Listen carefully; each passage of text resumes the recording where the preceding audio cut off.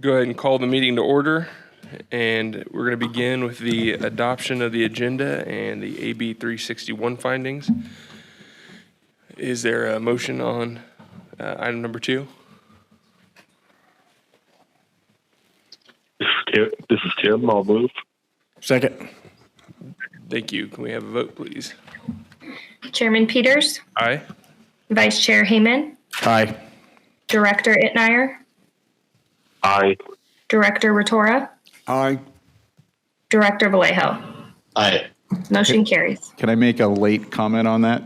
It's just a reminder, quick friendly reminder. After February, we will not have AB 361. That doesn't necessarily mean we have to change things as they are today because we have a quorum present, but it does mean that remote directors would have to go back to posting the agenda at the remote locations and making those available to the public as we used to do back in the old days when we met in person all the time. So just a reminder, take it easy. Great. Thank you, Keith. Thanks, Keith. Yes, sir. Can I ask Mr. for Jones. clarification on that regarding the PAC? You said last time that it also applied to the PAC meetings. I want to clarify, so in January, we could have a normal meeting the way we've had the last few, all during COVID. But in February, we might not have the availability to have members. It's actually after February. So if I remember correctly, the order times out at the end of February, so starting with March. So will we have public comment call in, and will we have the ability of PAC members, as you might, directors call in remotely and vote, be able to vote? So we can continue to receive comments from the public through the electronic system, and we can continue to broadcast the meetings electronically. Also, staff can appear remotely as before. The only limitation is on actual members of the committee, and you have to have a quorum of the committee physically present at the location. Okay. And you can have the remaining members could appear electronically, provided that the agenda is posted at their remote location, and they leave their front door open, I guess, so members of the public can wander in if they'd like to watch it at the remote location. Okay, thank you very much for the clarification, because as the PAC member size has dwindled somewhat, that will be relevant, the quorum requirement physically, that could be relevant to us. Yeah, and I should say that there's the Rubio bill. In addition to that, there's the Rubio bill, and the reason I haven't been mentioning it is it allows less than a quorum to be present, but it has these additional hurdles that have to be overcome. You have to have a doctor's note basically saying that there's a medical reason why you can't be present, and then the board has to take a vote ahead of time to confirm that, and you can only be absent so many times. And in my judgment, looking at it, by the time you jump through all those hoops, you're better off just using the old original rule of just posting the darn agenda and being at a place accessible to the public, frankly. Thanks for the clarification. Okay, we'll now consider item number 3, and that is public comment on closed session. Are there any members of the public that would like to speak on the closed session agenda? Okay, not seeing any in person, we'll go to the phones.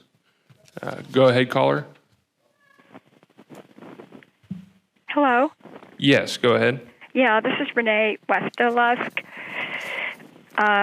resident of Ridgecrest, city of Ridgecrest. I wanted to get some clarification on these lawsuits that the GA has been involved in.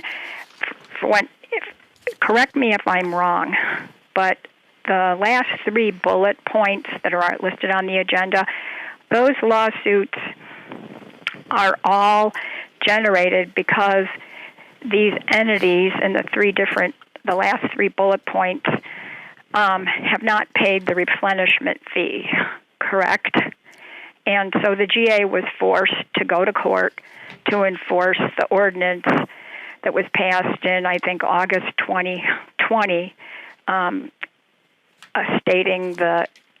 instating the replenishment fee requirement. be paid. That said, can you clarify for the public that there's a big difference from being forced to go to court to enforce an ordinance versus going on the offensive and filing a lawsuit against someone else without basic provocation? Because I attended virtually the Water District meeting Monday night, and they were countering my comments about the cost of the adjudication, wanting to throw back the cost the GA is spending on legal fees. There's a big difference when you go out and you launch a lawsuit against other entities versus you're defending ordinances that were passed by law to pay for the groundwater authority through the replenishment fee. To me, there's a big difference in those lawsuits, and you can't. You have to have them in separate buckets of cost. And I think the public's being misled a lot of the time by people poking, oh, well, they've got all these lawsuits. Well, the GA didn't go out seeking those lawsuits. They were forced to collect the replenishment fee. Could you clarify that for the public? Because somebody needs to step up and get this. There's a big difference between offensive, in my opinion, lawsuits where you go out and you file. Ms. Westalesk, your time has expired, but we'll see if we can get you an answer on that. I appreciate the comments. Thank you. And I want to be sure to answer Ms. Westerlux, because I understand that she currently holds the key to the city. And I've got to be, right? Is that right, Ron? That's right. So I want to make sure she gets her answer. Renee, there's 6 lawsuits that well, I guess 7 technically, but it boils down to 6 lawsuits that the GA is currently involved in. 3 of those lawsuits are against Searles Valley Minerals, Mojave Pistachio, and the Inyo Kern Community Services District. The lawsuit against Mojave Pistachio and the lawsuit against Searles is to get them to pay the cost of the replenishment fee. The court has already determined that they don't have a legal basis to challenge the fee because they didn't pay it. And what remains to be done is to get the court to order them to pay the fee, and we will hopefully accomplish that soon.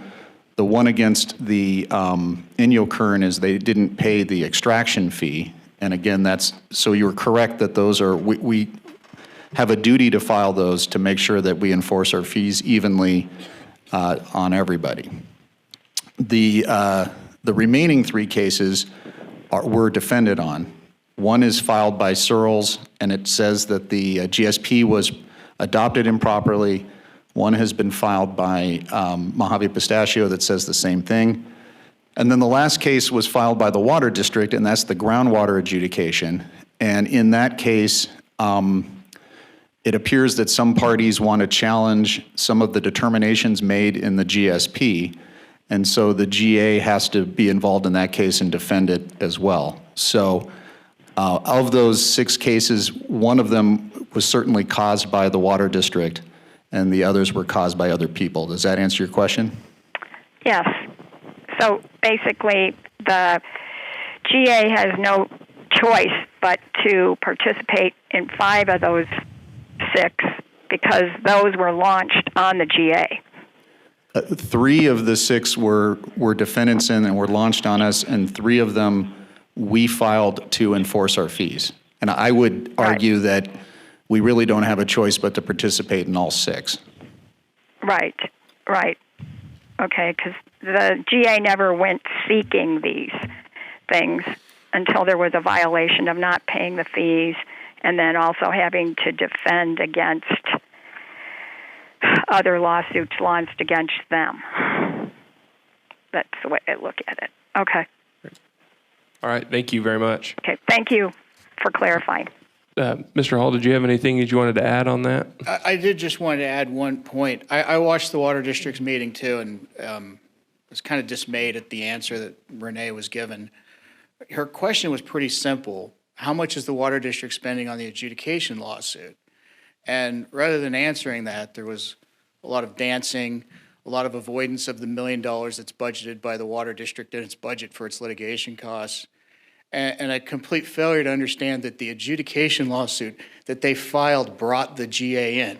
GA had no alternative by statute but to be involved at that point.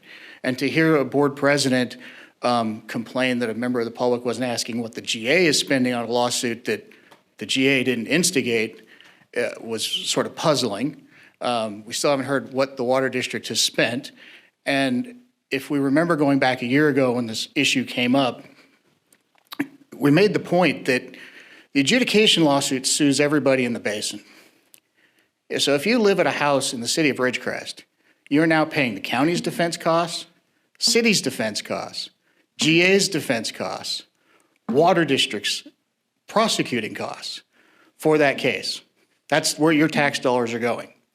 GA had no alternative but to be involved. And at first we heard from the water district that they weren't challenging the GSP. I would say anybody watching the recent water district meetings, including this most recent one, would come to the conclusion that the water district is challenging the GSP. And its attorneys in 2 hearings now have made it clear that that is their choice. They are challenging the GSP through the adjudication that they voted for. They voted for the GSP. They were a deciding vote on it, and now they've used the adjudication process to attack it, and frankly, it's creating a lot of litigation costs that are unneeded. Good point. Thank you for that clarification. Are there any other callers on the phones with comment on closed session? Okay, seeing none, we'll now adjourn to closed session and we'll return no earlier than 11 a.m. We'll now call the meeting to order and we'll begin with a report on closed session for Mr. Lemieux. Sure. The board met in closed session to discuss the items identified, which includes real property negotiations and several litigation matters.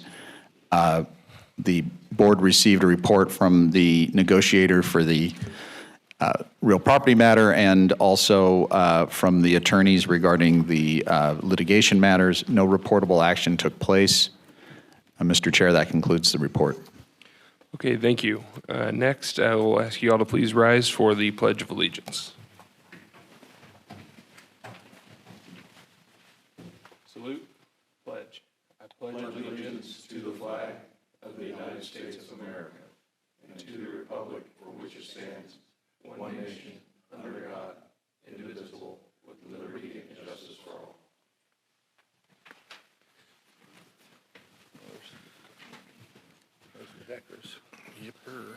And lastly, can we please have a roll call? Chairman Peters, Here. Vice Chair Hayman, Present. Director Itnire, Present. Director Rotora, Here. Director Vallejo. Present. Thank you. Okay, our next item is public comment. This time is reserved for the public to address the board about matters not on this agenda. No action may be taken on non-agenda items unless authorized by law. Comments will be limited to 3 minutes per person. Is there anyone that would like to speak under public comment here in the room? Okay, seeing none, we'll go to the phones. Go ahead, caller. Hello? Yes, go ahead. Yeah, this is Renee Westerlusk, Ridgecrest resident. I'm calling in to find out if the Groundwater Authority has been taking into consideration the water district's rate study and how they're going to change the way they charge customers for the amount of water they use, et cetera, and that's going to change in 2023. And they adopted, I believe, at their meeting, a motion to accept the 2-tier system. Has the GA looked at how that's going to affect collecting the replenishment fee? If it will have negative impact or positive impact on the GA with their ability to collect the replenishment fee? That's all I wanted to know. Thank you. Okay, thank you. Unless there's anybody else that would like to jump on that, I know that the board hasn't met as an entity for the GA to discuss that, so I don't think it would be something for me to comment about as a board right now. I think members are individually aware of it and some of the issues that arose from that situation. Mr. Lemieux, do you have anything to add on that? Yeah, the district, it's the district's responsibility to set the rates, and they have to follow their own procedure. I'm not aware of us doing any analysis that would show that any particular rate, version of the rates would prevent us from collecting the fee, and the duty to pay us the fee, it arises separately from however they set the rates. So I don't really see those things as connected. So I guess my initial response to this, without understanding it more, is it's really the district's responsibility to set their rates and to pay the fee, and I don't have any reason to believe that that's not going to happen. I just want to add one thing that at the meeting they said 70% of the ratepayers would be exempt from paying the GA fee, and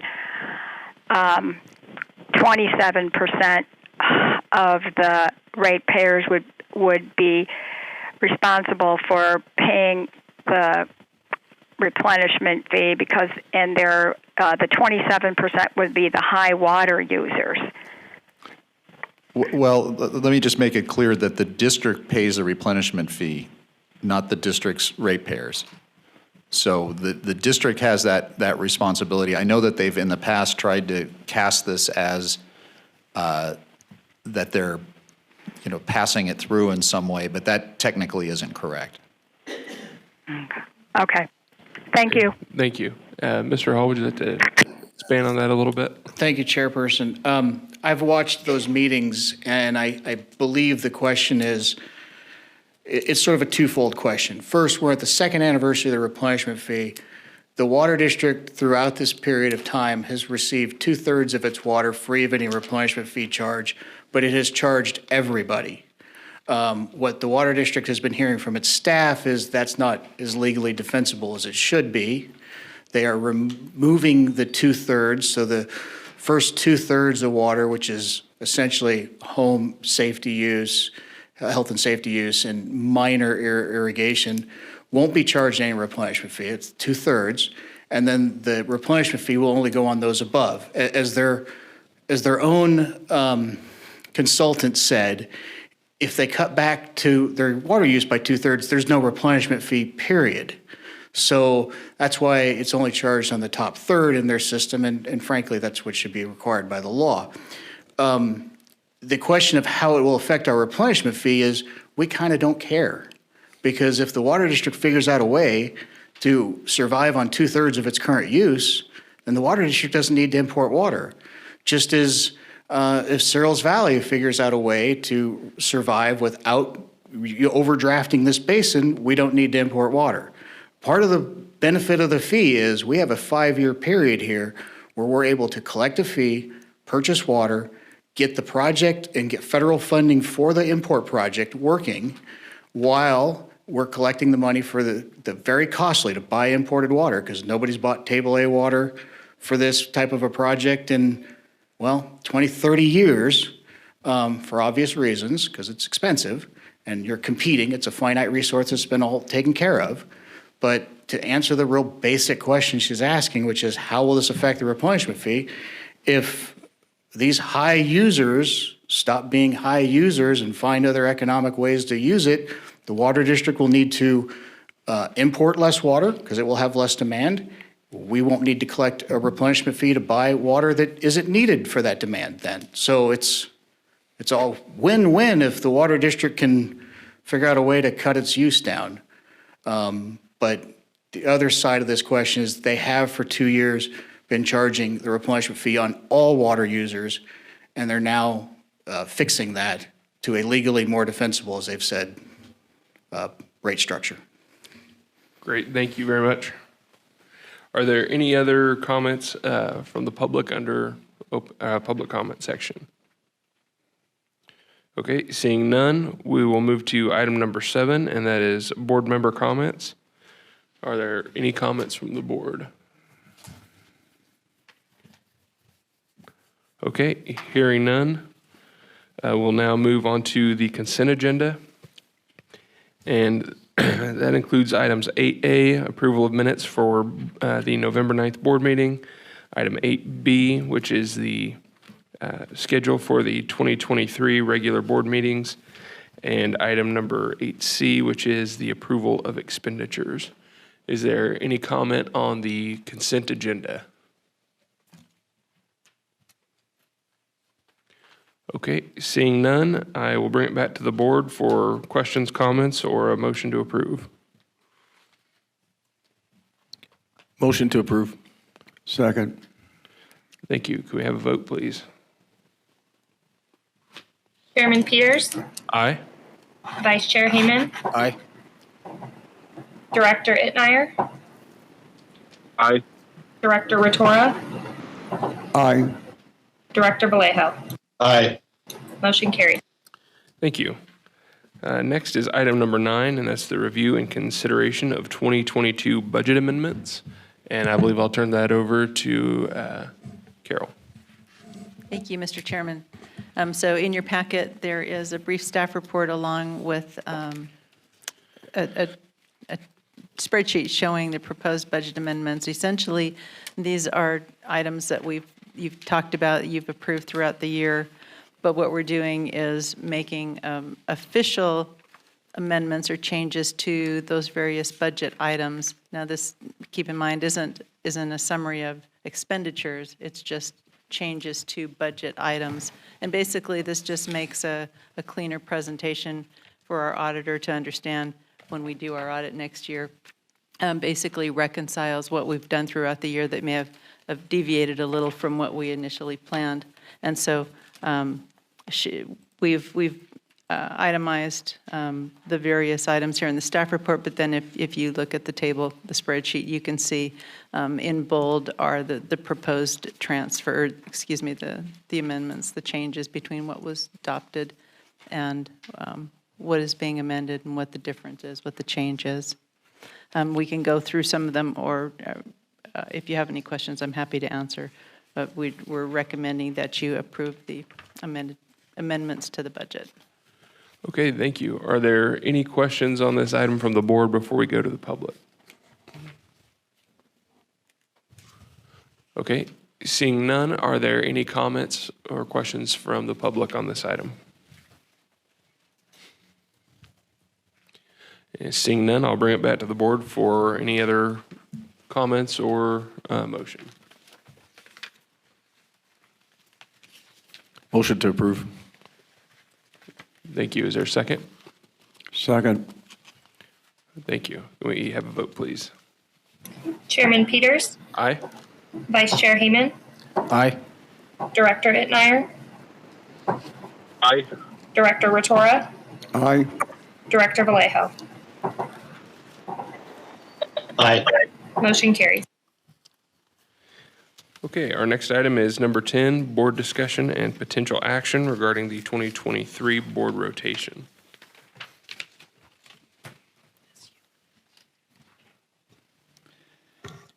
So this is a continuation of an item that we discussed last year.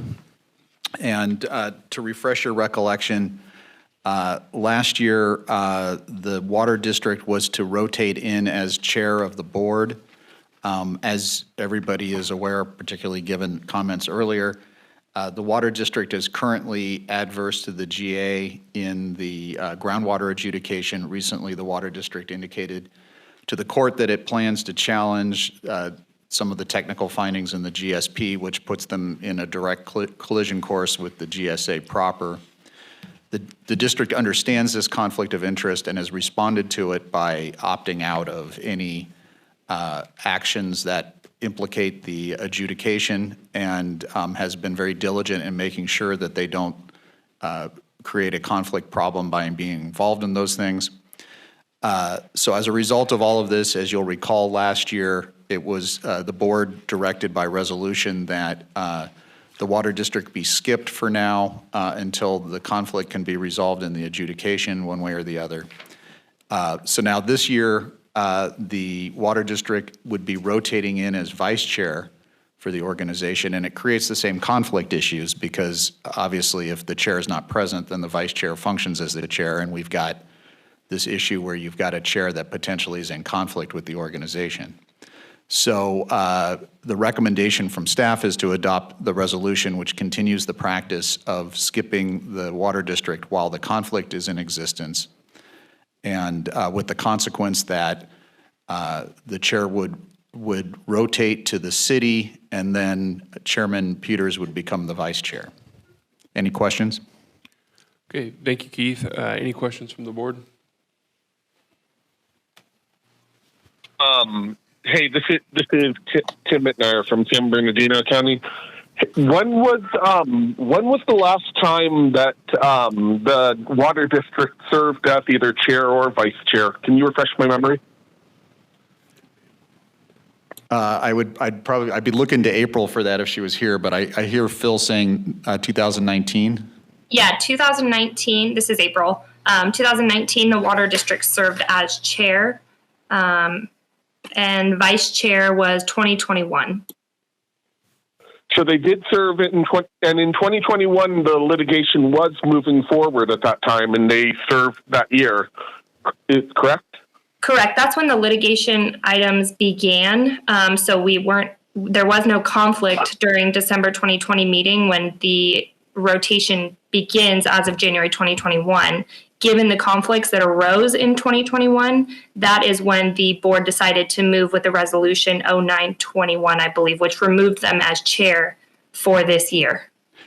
Yeah, Director Ittner, I think it's fair to say that there's been an evolving understanding of the conflict issue as the cases have gone on.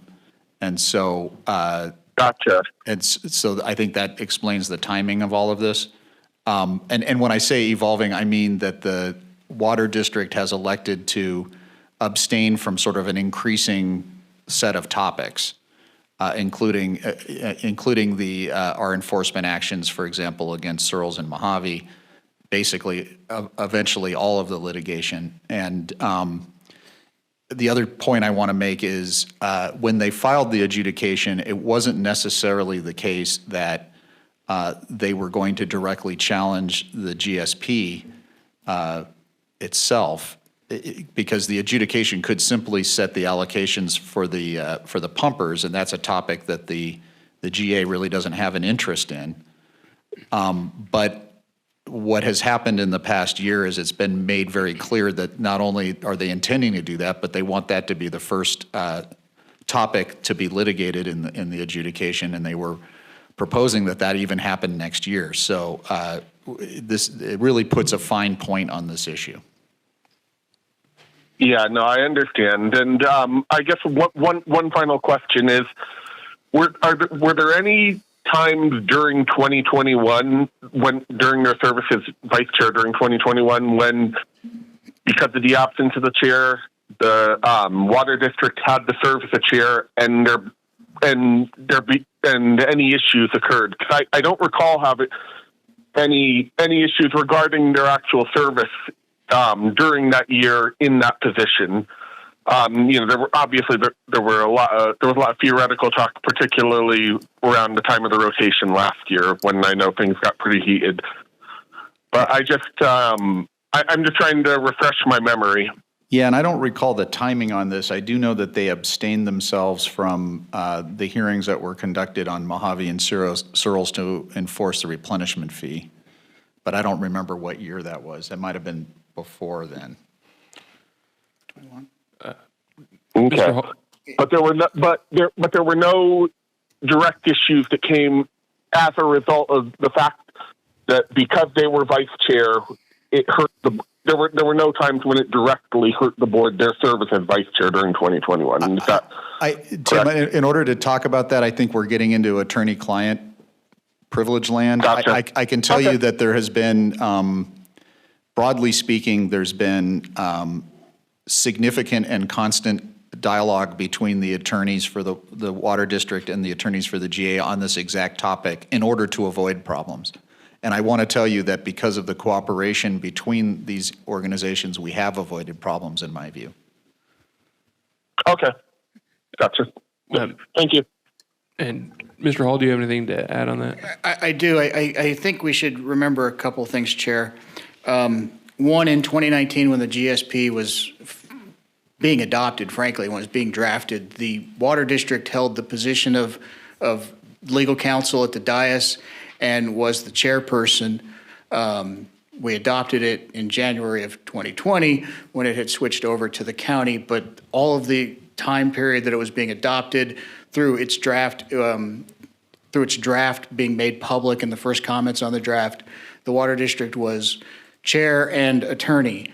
When they filed the adjudication, the Water District, in an email to me, its attorney, told me they were not challenging the GSP and would not be challenging the GSP. That is no longer the case. Their attorneys have twice in court now specifically stated that they're challenging the GSP. That's what they have that's what their eyes are set on. In fact, they said they were going to use the facilitation as a process to do that in court.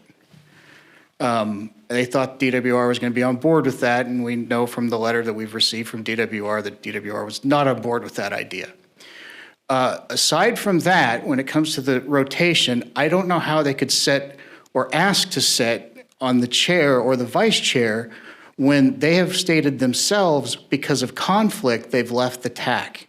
They are no longer on the technical advisory committee on their own volition because they have identified a conflict. So to set it straight, they've identified the conflict. We've now seen it in court, even though they told us they weren't attacking the GSP. I believe in their kickoff meetings, they said they weren't attacking the GSP. They've now changed that. They've removed themselves from the TAC. And so I don't know how they can set up there. Now, I will say this about the adjudication. Keith mentioned allocations. I just want to make sure everybody understands that's not a number like 2,000 acre foot, 3,000 acre foot. We don't care what the percentages are. You know, there is a sustainable yield, and then everybody gets a percent of the sustainable yield. That mathematical calculation, we don't matter. The end sum needs to equal what it should be.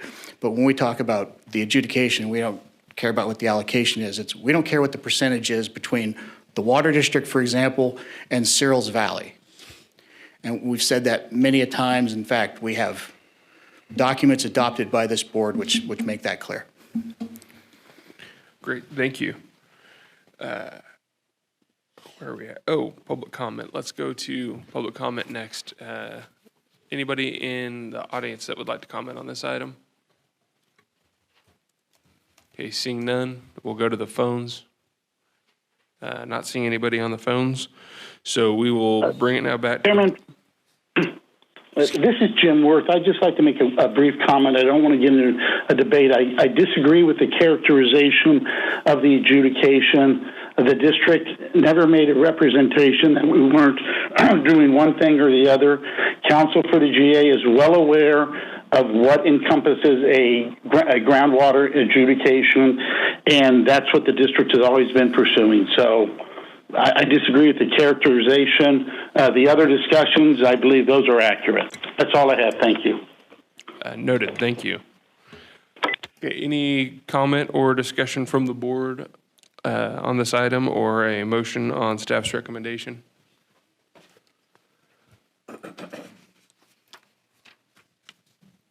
This is Joe Vallejo. I'll make a motion to approve.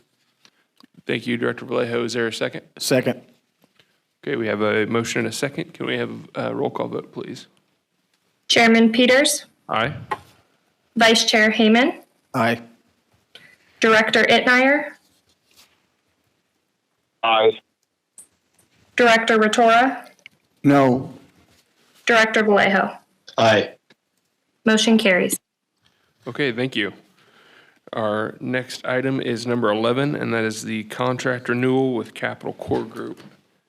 And Carol, will you be taking that? I sure will start that off, and then I think we have someone, maybe Michael from Capital Corps, to chime in here. Just wanted to bring to you that the Capital Corps Group contract is up for renewal. The existing contract expires December 31st.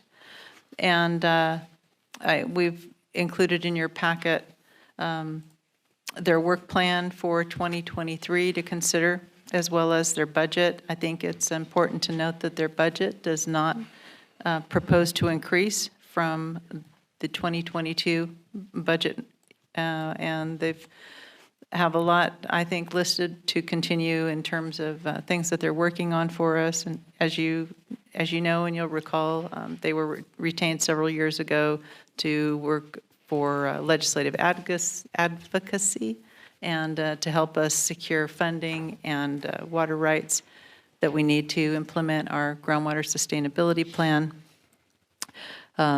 Michael, yes, there you are. Do you want to add a little to this? Yes, thank you. First of all, to the board, thank you for consideration of this item. We apologize that we are not there in person. Mr. Simonetti was going to come up today. However, he fell ill this morning, and we did not think it was good to expose you or the members of the Ridgecrest public to that. So you are getting a pinch hitter with me today, and greetings from the nation's capital.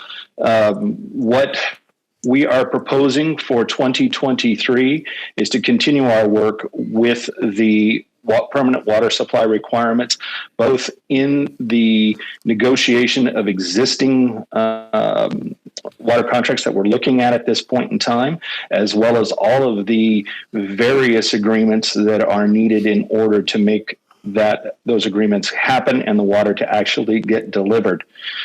In addition, last year we were tasked with finding about $16.3 million for planning activities associated with the interconnection pipeline and water recycling plant, as well as an additional $5.3 million additional $5 million for the City of Ridgecrest wastewater treatment plant. We were able to secure out of that about $10.1 million, and we currently have another $6 million in the works for 2023, and that would continue. As you can see in the document, we have organized our work structure a little differently this year.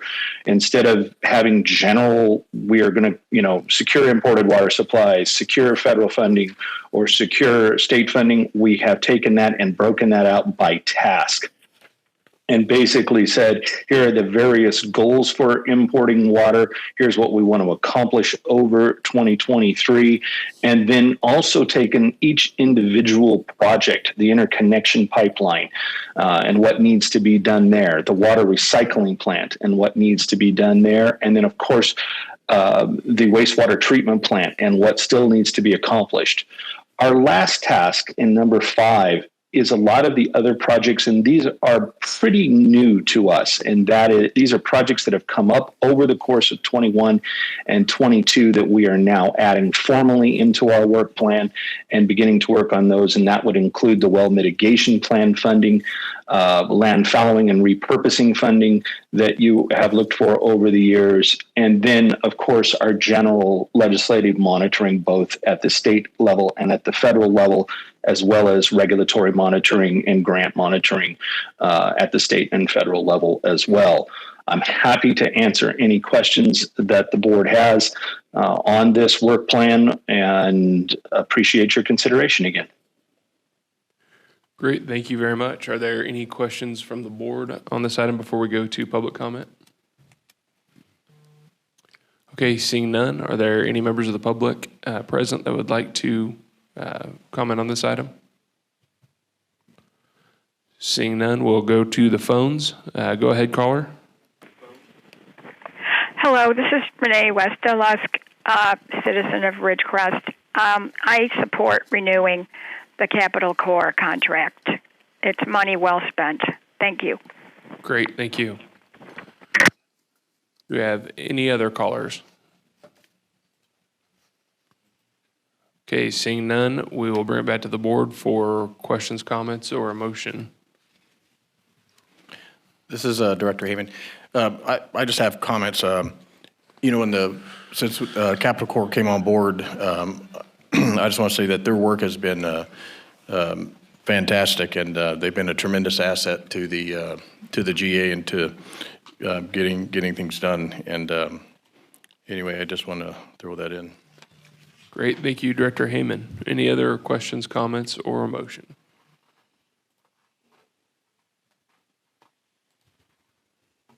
Is there a motion to approve? Motion to approve. Thank you. Is there a second? Second. Okay, we have a vote, please. Chairman Peters, Aye. Vice Chair Heyman, Aye. Director Itmeyer, Aye. Director Ratora, Aye. Director Vallejo. Aye. Motion carries. Thank you. Thank you to the members of the board. Thank you. Okay, our next item is contract renewal with Regional Government Services, and I will turn it back over to Carol. Yes, thank you, Mr. Chairman. So one more contract for services to consider for calendar year 2023. The Groundwater Authority's contract for comprehensive administrative services with Regional Government Services expires the end of this month, end of the year. RGS has provided a proposed contract, essentially a renewal, to continue providing those services. And the scope of work is generally similar to 2023. We propose to continue to provide your comprehensive administrative services, providing your general manager support, your clerk of the board support, financial services, and then anything else that might fall within administration. One of the things that we removed from the scope for 2023 that was in there for 2022 was the implementation of the new accounting system. Happy to report that the new accounting system is almost fully implemented, and in January we will be going live producing our reports from the new system. As with previous years, our proposal does not include a not-to-exceed annual amount, but we do provide our hourly rates. Now, there have been some slight increases, I think, in the rate schedule, but in our budget projection, which we included in the budget that was brought to you in October, we anticipate that our expenditures will actually be a little less than in 2022, and in part because we will have less related to the implementation of the accounting system. So the proposed new contract or contract renewal is in your packet with the scope of work, and I'm happy to answer any additional questions, but it's there for your consideration. Okay, thank you. Any questions or comments from the board? Yes, I have a question. I noticed in the write-up that the accounting system has been completed. And I was curious when the board's going to get a briefing on what it is and what its capabilities are. Well, we are completing the implementation this month. Completing the implementation meaning we're finishing putting in all of our data for 2022, and 2023 is when we will begin actually generating reports and using the system. We would be happy to provide a presentation on the system in January or perhaps February, if that's your pleasure. Okay, that's great. And second, it's my understanding that there is no limit or cap on the spending. There is, in our proposal, there is not a not-to-exceed amount. There is just a rate schedule, and this is how it's been proposed and approved for the last couple of years. We project a budget for 2023. As I mentioned, that would be similar to expenditures for 2022, but actually anticipating it to be a little lower because we'll have fewer expenses associated with the accounting system.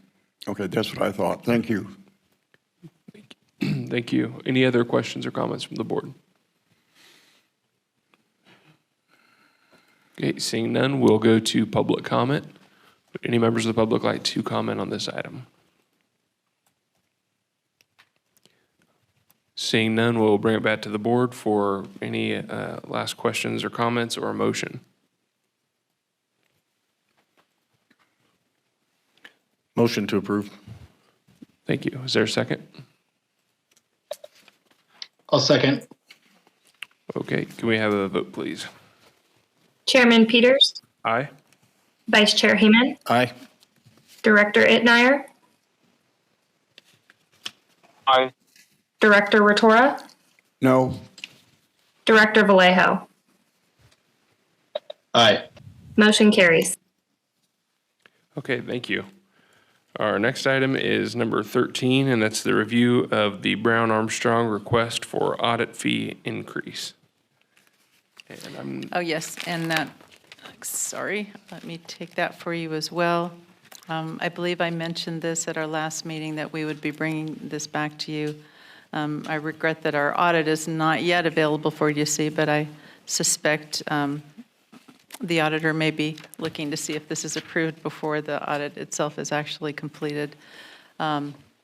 We received, and it's in your packet, a request from our audit firm, Brown & Armstrong, for an increase in their fee to perform our 2021 audit. The original agreed upon amount was $12,000, and that was based on the work that they had done for the previous year's audits. What they realized once they started doing this work was that 2021 was the first year that we began collecting the replenishment fee. And not only that, but there was litigation that was introduced that they felt was not only related to the replenishment fee, but also could affect the audit or their conclusions or their opinions. So it's just taken a considerable more amount of time and effort on the auditor's part to understand the replenishment fee and the litigation and the potential impacts on the organization. So they have submitted a request to increase the fee to perform the audit for 2021. Original amount was $12,000. They've requested an additional $8,000 for the additional time and effort work that's gone into it or will go into it by the time it's completed. I had anticipated it would be ready for this month's agenda. Unfortunately, that didn't happen. I cannot imagine that we wouldn't see it in January because we're just finalizing some notes, particularly with regard to the legal issues. But the request for the fee increase is presented for your consideration. Okay, thank you. Are there any questions or comments from the board on this item? Okay, I'm not seeing any, but I have a couple thoughts on this. We were expecting to see this quite a while ago, and I'm surprised that we haven't had more information on this from Brown Armstrong yet. And the fact that they were, I don't know what that is exactly, but probably in the ballpark of 70% off on their estimate is concerning to me. And I feel like it would have, if it had been me in those shoes, I would have been here to explain personally what the issue was and show us what their work product had been so far. And I just don't think that this has been handled acceptably by Brown Armstrong. So I would suggest that we table this at the risk of delaying the audit another month until Brown Armstrong can come in and personally justify why we need this increase and share what they've managed to accomplish so far. I just want to add to that too. One of the concerns I had is with the increase of 8,000 and the fact that I would assume that they're going to eventually understand the litigation impacts and the replenishment fee in itself. And are we going to be looking at a continuation of this fee increase, in future years of the next audit? And so I'm concerned about that. Is this, a one and done thing, or is this a pattern or a continuation that we're going to see in the future in the costs and the fact that they have been, let's just say, slow on getting it to the board? It is a concern of mine also. And I'm sorry, I just want to add that I think considering the years that Brown Armstrong has performed the audit for the Groundwater Authority, we would likely be going out to bid for the 2022 audit. just for general practices, for Fresh Eyes as the This audit is- firm. Great point. Thank you. This is John Blejo, and I'd actually just like to pose the question to council. Is there an issue of gift of public funds here if we already have a contract for this service to be provided? Well, I guess this is akin to a change order. And so, they've provided additional services. Can you help me understand what the additional services are? It seems like they're just supposed to be performing an audit, and they're saying the audit's taking longer and more work than they expected initially. Right. But And it's I'll. still an audit. Oh, okay. Go ahead. I think I can answer that somewhat because I was involved. They part of, I guess their explanation for this, and frankly, I agree with the board that it would be better if they provided the explanation. But as I understand it, they wanted to get a better understanding of the various litigations and the impacts, the financial impacts of those on the district, and we provided significant information to them. So I do know that they reviewed a number of additional drafts of works that we provided to them on that topic. But as far as I can't comment to the merits of whether this number equates to the right amount of work necessarily. But they did do it. I know that they did that. I'll just add that I think they did not anticipate the addition of the replenishment fee, even though we provided it in our information to them before they proposed their rate.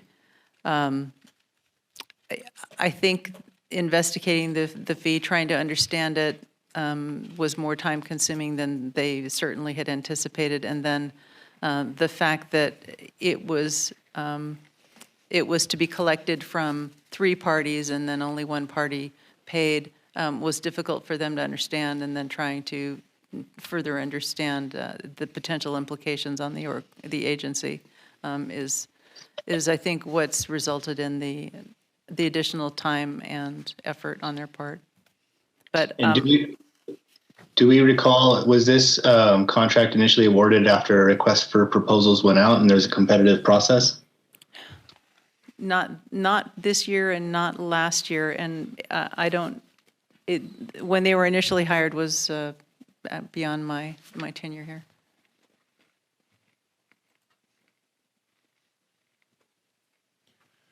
April, do you know? That's okay. I think, just to conclude my comment here, I think I agree. It would be good to hear from them directly about what new work is needed here and how that relates to essentially almost a doubling of the contract cost. Okay, thank you. Any other questions or comments? Okay, seeing none, I will go to public for any comment on this item.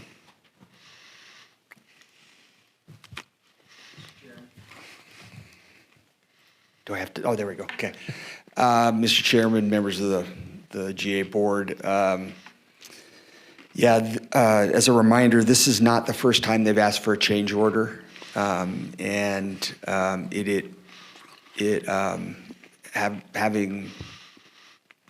acquired these kind of services before, it's typically incumbent upon the firm to build in some extra time for unintended or unexpected work.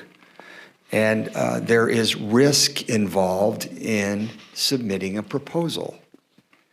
And it appears as if, again, I think it's a good idea that you hear from them, it appears as if they're shifting all the risk to you.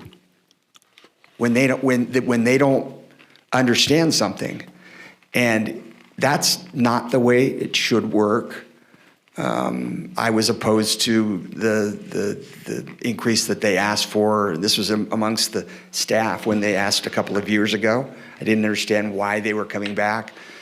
The other thing I would ask them is, do they not have other small agency clients or water districts that have water fees.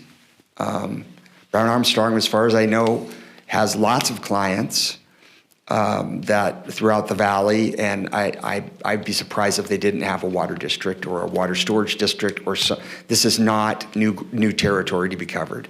So I think it's a good idea. I personally would not be in favor. I wouldn't recommend it. They made a commitment and provided you what they thought would be the costs for providing an audit. We've done, and last time we did this, we did much of the work, and that's sort of the way it works with auditors. They ask for information and you give it to them as a staff member, and it feels like you're doing most of the work.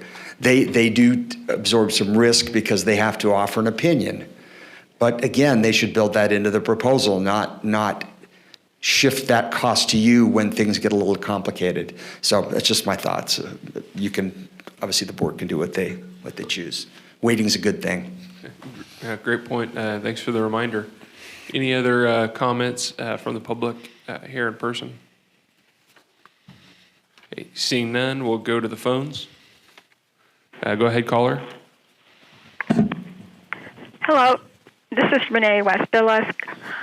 I just wanted to ask the question, is this common practice among accounting firms to do this in the middle of something, all of a sudden raise the cost?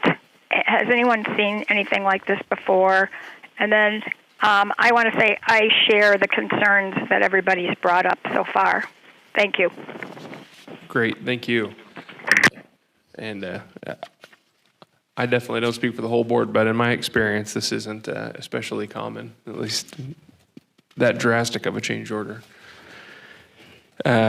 Looks like that's it for public comment. I'll bring it back to the board now for any further discussion or a motion.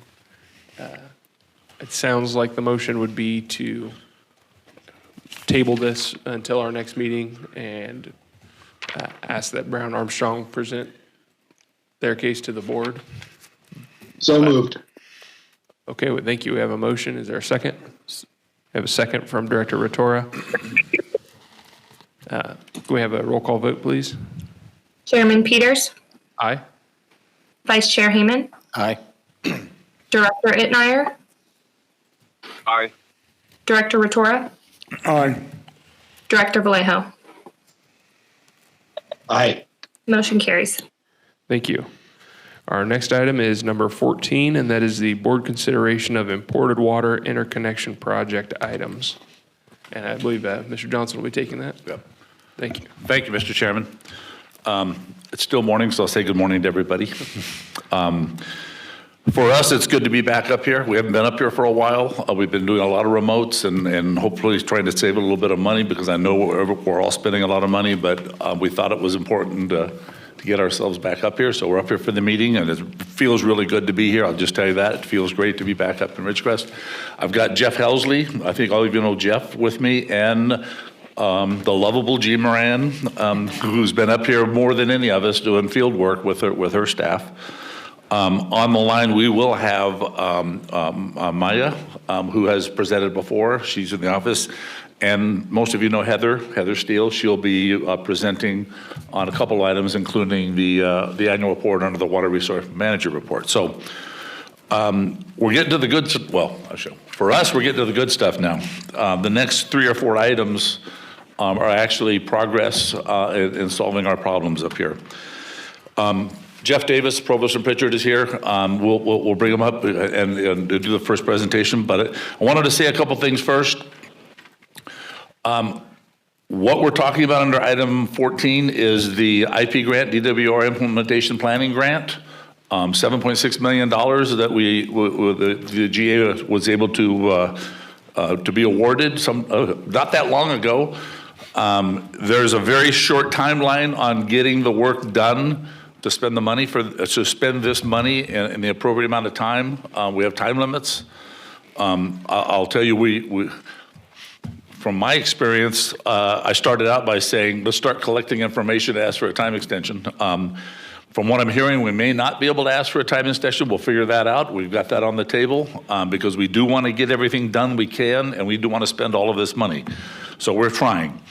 The first order of action was to put together a request for proposals to evaluate pipeline alignments from our source of supply at AVEC all the way up into the Indian Wells Valley Water District system. RFP went out. Provost and Pritchard was selected. Excellent proposal. And I'll tell you, qualify this, Jeff. So far, Provost and Pritchard has done an excellent job, an amazing job. They've done exactly what we've asked them to do, and that is roll your sleeves up and get to work because we have a lot to do. So Provost and Pritchard put together a lot of field work, put together an initial evaluation, identified multiple alignments, narrowed it down to 3 alignments, presented those at a TAC meeting and to the staff and to the board. Ultimately, they went back and put together selection criteria for identifying the preferred alignment along with weighting criteria. We reviewed it internally with Provost and Pritchard, our staff, and your staff. Made a presentation to the PAC and the TAC, which we'll have a report later on from Mr. Dennis, who was extremely helpful getting this done in a short amount of time. If we had more time, we would have brought this presentation today back to the PAC and TAC before we brought it to the board. We just don't have time. We needed to get it to the board. We barely got it into the PAC and TAC. We got to get it to the board. We got to get moving because we got other things to do. Those are the other things on the agenda. As you will see, we've got requests for proposals for CEQA, NEPA, environmental compliance, right-of-way, land acquisition that might be needed, that will likely be needed depending on the alignment. And we've got design services. So these RFPs are on the table today so that we can get them out to the professionals, get proposals back so that we have people on board to start this work as soon as it's appropriate to start their work. Today, our goal is to, Jeff's goal today is to bring before you the process that they've gone through to provide a recommendation on a preferred alignment. This preferred alignment is not for design purposes directly. This preferred alignment is to initiate the other work that needs to be done, start evaluating right-of-way, primarily to go through the environmental review. Environmental review must be completed before we make a final selection of the pipeline alignment. So we're not premature on these other RFPs because we only meet once a month. We don't want to have a special meeting just to issue an RFP to get people to work. So we're bringing forward the presentation for preferred alignment based upon the evaluation that's been through the PAC and TAC today. Jeff's going to provide that, and then we'll follow up with some requests for proposals for additional services that'll take us beyond that. My Jeff Helsley from Stetson will be reviewing those with you. So with that, an introduction, Jeff, you guys are doing a great job. You're on. Thanks. I caught that, Steve. We're doing a great job so far. We haven't finished yet. So thank you, Mr. President, members of the board. It's a pleasure to be here with you again. I was here last month, also made a presentation virtually to the Policy Advisory Committee, Technical Advisory Committee last week. Very impressed by that group. We're here to talk about how we got from 3 alignments, which I had talked about with you last month, down to 1 alignment that's, I guess you could call it preferred. And if I could have April bring up the PowerPoint, please. My understanding is the PowerPoint did not go out with the agenda package, but it was sent out by separate email, I think, maybe sometime this morning. So hopefully that's available to you. Okay, I'm going to try to do like last time. I'd like to take your questions as we go, so I'll try to remember to pause at the end of every slide and just see if you have any questions there. If I forget to pause, if you have any questions, please interrupt me. I just think it's better for you if you can ask questions when they're on your mind. So let's move on to the next slide. This is the map showing the final 3 alignments, which I'll talk about in a second. I just want to point out on the left-hand side, you see a couple of photos. These were taken by our biologists in one of their field visits and represent a couple of the challenges that you are facing as you try to get this pipeline built. The picture on the left is just a natural drainage course. This is what drainage courses look like in the desert when there's no water flowing through them. However, most of these drainage courses, many of them are considered to be waters of the United States by the government, and so will require a permit to cross. And so there will be a number of those. There are literally dozens of drainage crossings in all three alignments that we'll have to deal with. The picture on the right was taken, I think, just last week in a trip out along the west alignment. And what you see is a hole in the ground, or the biologists would call that a burrow. We don't know if that burrow is a desert tortoise burrow or a San Joaquin kit fox burrow or something else. But it's a sign, and they saw a number of these. It's a sign that there are species out there that are sensitive that we need to be careful of. So this is another issue that we need to be wary of as we move forward.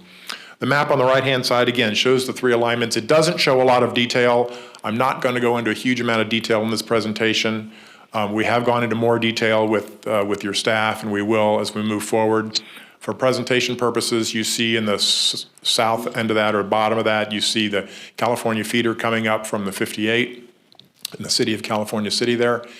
And then you see the west and the central alignments going off to the west. That's Redwood Boulevard in the city of California City, and that straight line north is Neuralia Road, which is partially in the city of California City and partly in Kern County.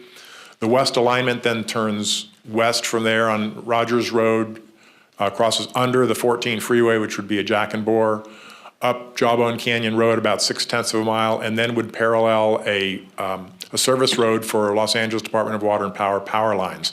This is different than the alignment that I mentioned to you a month ago. A lot has happened in the last month, and we got some preliminary information from the Los Angeles Department of Water and Power is that the original alignment that we had proposed could likely be accepted by them, but it would take a while. Further discussions that we had after our presentation last month indicated that, well, it might not be so easy to get that approved because they're very protective of their alignment, of their aqueduct, especially if there's other choices out there, which in this particular case, there are other choices. So immediately after that meeting last month and after having that discussion with the Los Angeles Department of Water and Power, we went out again and drove this alignment here that you see, which kind of skirts the park there, as you see, and does encroach on the park a little bit. But it is, the first part of the alignment is the same as before. The last part of the alignment is the same as before. Just that middle part there to the west of 14 has changed. It's still on Los Angeles Department of Water and Power right-of-way, actually still Bureau of Land Management right-of-way. It's just their power lines instead of their aqueduct. Then up Red Rock Inyo Kern Road, again through a corner of the park, all the way up to essentially that would be the extension of Kendall Avenue, and then goes cross-country from there to the Ridgecrest Heights tank, which is essentially at Kendall and China Lake Boulevard. Central alignment, which is the blue one, starts off the same, Redwood Boulevard in the city of California City, up Neuralia. Once it gets up to Red Rock Randsburg Road, it turns northeast along that road, and that road right-of-way, again, skirts the park and a private conservation easement there. Does cross through a little bit of tortoise habitat there you see as it approaches the 395. Then gets to the 395 where we would be undergo a jack and bore to get under the 395. And then the 395, yeah, that's the 395. Getting my freeways mixed up here. And then would go east of the 395, paralleling that road up to China Lake Boulevard, come down China Lake, and then jack and bore under China Lake Boulevard to that Ridgecrest Heights tank, or to a new tank that would be constructed at that site. Third alignment is the yellow one we call the east alignment, would come out 20 Mule Team Parkway from the city of California City all the way to the 395. Again, jack and bore under the 395, parallel the 395 all the way up. There is an Edison power line along a portion of that. The power line is not there the whole way, but we would be on that power line easement for much of the way, and then we'd just be on BLM land for the rest of that. Again, up to China Lake Boulevard and then down. So those are the three alignments. The central alignment also is slightly revised from what I talked to you about a month ago. We had originally taken off to the east on Muncie Road, off of Neuralia Road, and went up along the south edge of the dry lake bed. In further discussions with the BLM and Southern California Edison after that, it looked like that would not necessarily be the best way to get there for a number of reasons. And so we continued up Neuralia and went up Red Rock Randsburg Road from there instead of going along the dry lake bed. By doing so, we avoided some more tortoise habitat and the tortoise study area. So the three alignments, all very similar in length. I think the shortest one is 48.4, 48.5 miles. The longest one is 49.9, so all between 48 and 50 miles. Now we're going to talk about some processes that we went through. Any questions on this slide before we move on? Just one quick point, Jeff, for people that are paying attention in the past, what we were doing. The west alignment is very close to what was in the GSP. But when we did the GSP, we went straight through the park and right up. So a lot of work's been done to make that one make sense. But for those who review the GSP, the west alignment was the one that's similar to the GSP. Good point. Any other questions? Okay, let's move on. I like to show aerial photos because I think sometimes people relate better to aerial photos than maps. These are the same three alignments just shown on a Google Earth image. And you can sort of see we've got two sets of mountains there, the Rand Mountains, the El Paso Mountains. We have to get over or around both of them. The east and the central alignments, the west and the central alignments sort of go around the Rand Mountains.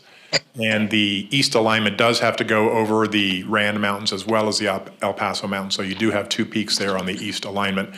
But you can see a lot of nothing in the middle on all three alignments there. Any questions? Any questions there? Okay. Oh, I'm sorry, Mr. President. Were you gonna ask? Oh, no. Go ahead. Thank you. I do want to be transparent with you. We are moving along very quickly. As Steve had mentioned, you're doing your constituents a huge service by moving quickly. You have a fiduciary responsibility to them. You have grant money that has a deadline on it, so you want to spend all that grant money so that your constituents don't have to use their own money. So in moving so fast, sometimes we're making decisions before we have all the information, and there is still some information about these alignments that we don't know. Again, I just want to be upfront about that. And let me say, before I go through these, from what I do know, I don't think that anything on this page right here, on this slide, would change what we're recommending to you. Even though we don't have every single little detail, we have, I think, the guts of what we need to make decisions. One of the things on power availability, we do know where the power lines are. We do know what voltage those power lines have.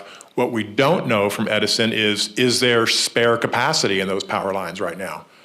You might assume there is, but we would not assume that in working for you. So we'd want to make sure that those power lines that are available, and we do have to extend power lines to where pump stations would be in some of these locations. We want to make sure that we know where that power is coming from, that there is capacity in that power line. If there's a power line close by, but there's no capacity, we may have to go quite a bit further, and that would increase costs. So that's the kind of thing that it's difficult to get that information from Edison, but we are in the process of getting that now. A lot of detailed right-of-way information. I think we have the general right-of-way information that we need, but there's always more details that you'd like to get. We'd want to get more information on the Southern California Edison power line, which parallels the 395.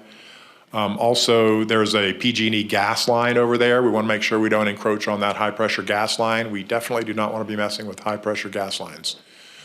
We know it's there, it's marked. We want to know exactly where it is and exactly how deep it is, that sort of thing. We're going to be in the city of California City and using their roads, so we want to know a little bit more about their rights-of-way, how wide the rights-of-way are, whether we would be in those roads or to the left or to the right of those roads, that sort of thing. Information on utilities in those roads. Same thing with Kern County roads. We have Neuralia Road is in Kern County, Red Rock Randsburg Road, Garlock Road, all county roads. So we have most of the information there, but we want more detailed information on exactly how wide those are, where does the road sit within that right-of-way, that sort of thing. Right-of-ways sometimes change widths a little bit, so we just need all those details before we can finalize things. Also, as I mentioned, there is a private conservation easement along Red Rock Randsburg Road that we go through. It does not include the right-of-way for the road. It's on either side of the road.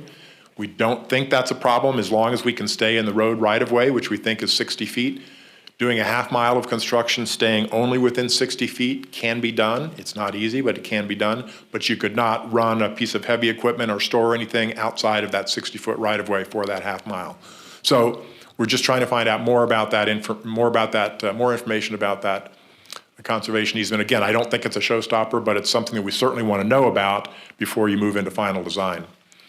The cultural, historical, and tribal sites, we did a survey on that. We did not have the information on that when I put the slide together. I did have a meeting with our sub-consultant on that just yesterday, and I didn't get quantitative information, but I did get qualitative information. And what they said is there's no showstoppers as near as they can tell along any of the three alignments. They liked the east and the central better than the west. They're just more historical sites along the west alignment. They said if they had to pick a best, the east probably has the least number of historical sites along it, primarily because, the central. The east has the mining issues. Of course, they have some historical sites over by the mines, and the west has some old settlements along there. But they said either the east or the central would work fine. The thing about historical sites is that you can deal with them unless they're right there where the alignment is. And even then, sometimes you can deal with it. The bigger issue would be if there were some tribal sites, and they have so far not been able to find any tribal sites along any of the three alignments. So that's good news for us. And we think that we found out all the permits that need to be obtained. But again, when you're doing things in a hurry, you always want to double check. So we wanted to spend a little bit more time looking to see if there's any more permits that we did not know about that would have to be obtained for these alignments. So again, more information needed. I don't think any of this information would change our recommendations. Questions on this slide? Okay, let's move on to the next one. So this is an indication of, hey, we listened to the Policy Advisory Committee and the Technical Advisory Committee last week when we had our meeting.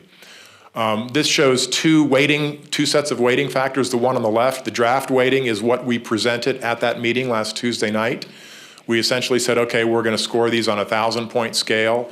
We broke it down into 7 categories. You can see the categories there: environmental, permitting, capital cost, right-of-way, constructability, operations costs, and community impacts, and assign them various weighting factors to add up to 1,000 points. What we heard from the TAC and the PAC was what's really important is cost. Capital cost and especially operating costs are very, very important to them, and which I think is very valid. And also timing is very, very important. We really want to get going on this. And that's a function really more of right-of-way than anything else because it takes time to acquire right-of-way. So if you look over to the next column, you'll see that we added more weighting to the right-of-way. We increased it from 150 points to 180 points. On capital cost, we increased that from 150 to 170. And on the operations cost, which was something that was really quite important to that group, we doubled the amount of points there from 100 to 200 points.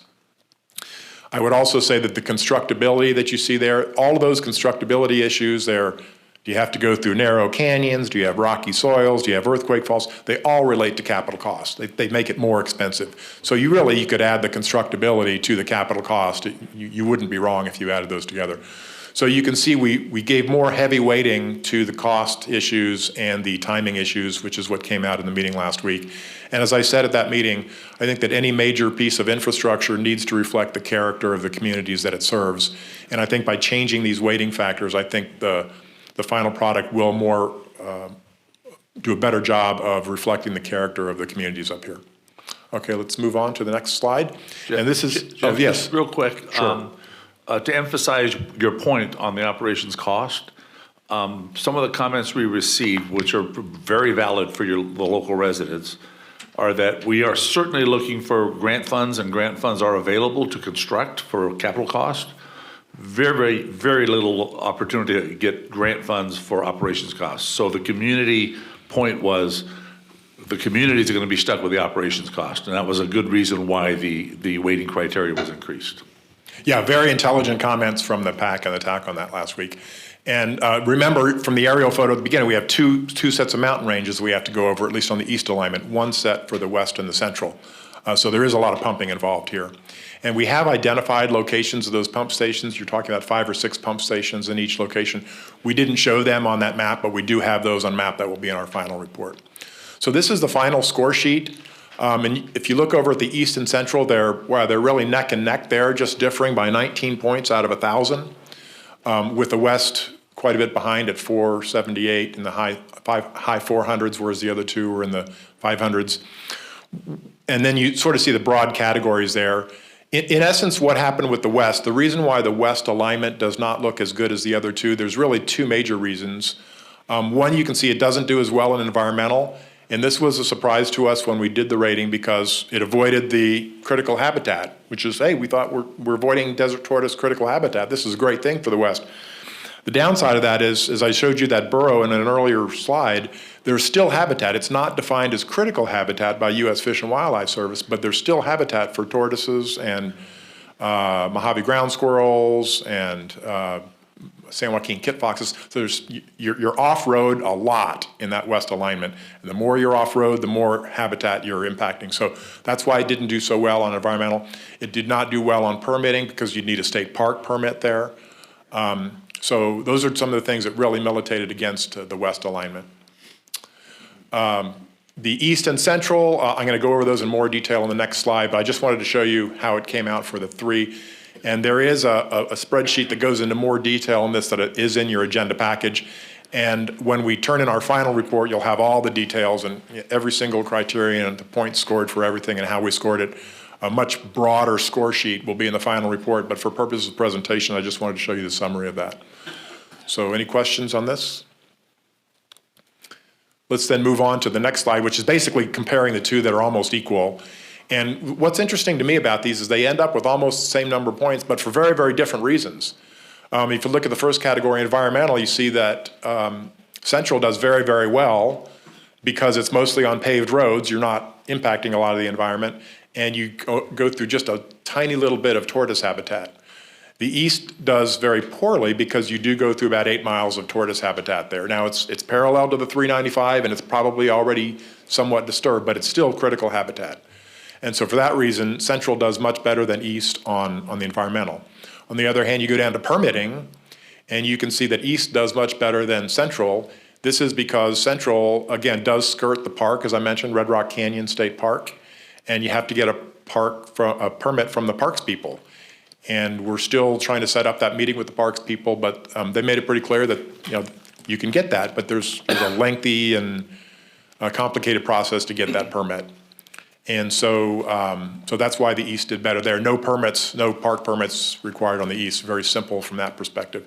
On capital cost, the East scored a lot higher, primarily because the Central has an earthquake fault, the Garlock Fault, that's close to a number of miles of that alignment, and so construction might be a bit more expensive along that or within 1 mile of that. And also you've got, what else do you have there in Central? You have power lines. You have a lot of the alignment along Garlock Road has no power lines, and so you have to extend power lines for at least 10 miles. That's assuming that you have spare capacity in those power lines, possibly longer. So that's why East does a lot better. Right-of-way, East does a little bit better than Central. Constructability, they're similar. Operations, this is where Central smacks the East because of, again, the East, you're pumping over 2 mountain ranges instead of 1. So much higher operations costs. And so we scored the East as 0 there, and the Central 160 out of 200. Community impacts, East did better, primarily because the East alignment would pass right through Red Rock and Johannesburg, could potentially supply water to those communities under certain circumstances because you're going right through them with a water line. Central didn't do as well. You could still potentially serve those two communities. You'll be about 6 miles away at the intersection of Garlock Road and the 395. So you could potentially serve, but it wouldn't be quite as easy. So very different scores in different categories, but in the end, very similar. I'll just point out, just as an example, under operations, we obviously set our criteria before we did the scoring, so we didn't know how it would turn out, right? We could have set our operation cost criteria such that, well, the East, yeah, it's going to be a lot more expensive to pump, but you can still do it. It's just more expensive. And we could have said, okay, you have to pump over 2 mountain ranges. Let's give them 20 points instead of 0 points.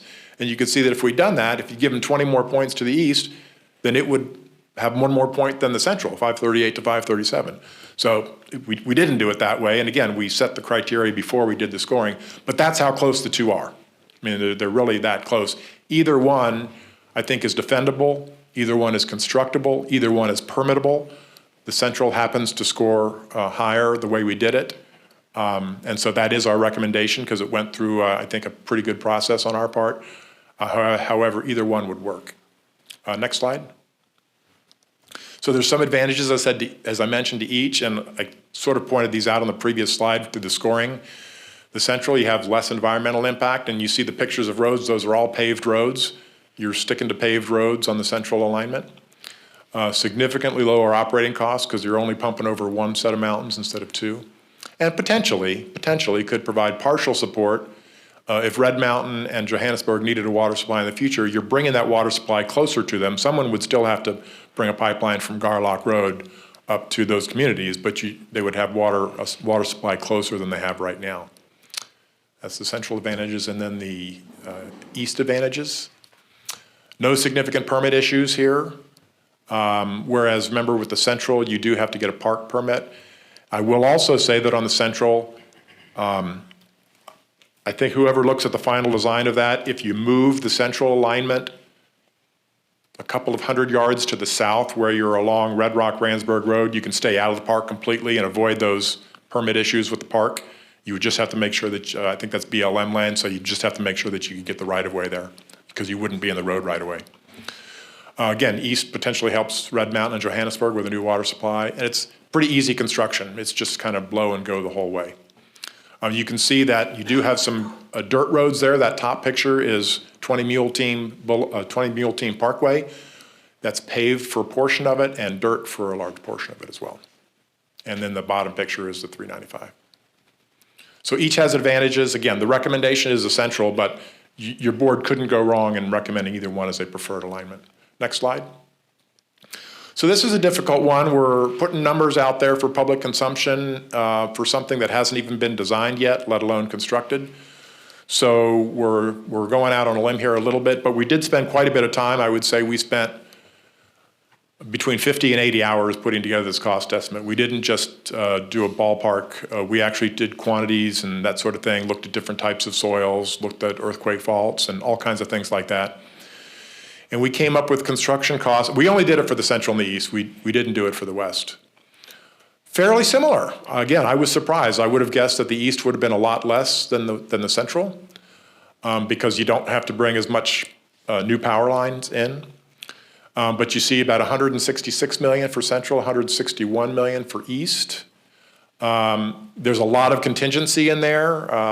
We're not showing you any detail of our work, but I think we came up with something in the neighborhood of 120 to 130 million for each and then put huge contingencies on top of that. Then we looked at, obviously when you do construction, you need to do inspection and testing and that sort of thing. So another 10 million or so for your construction administration costs. And then you got to design the thing. So again, we're looking at roughly $6 million to design it. I want to be clear as to what's not included in these costs. First of all, you're going to be using inflated dollars, right? You're going to be doing this in the future, so your dollar's not going to buy as much then. So these are in 2023 dollars. No operating costs in there, no wheeling costs for AVEC, nothing like that.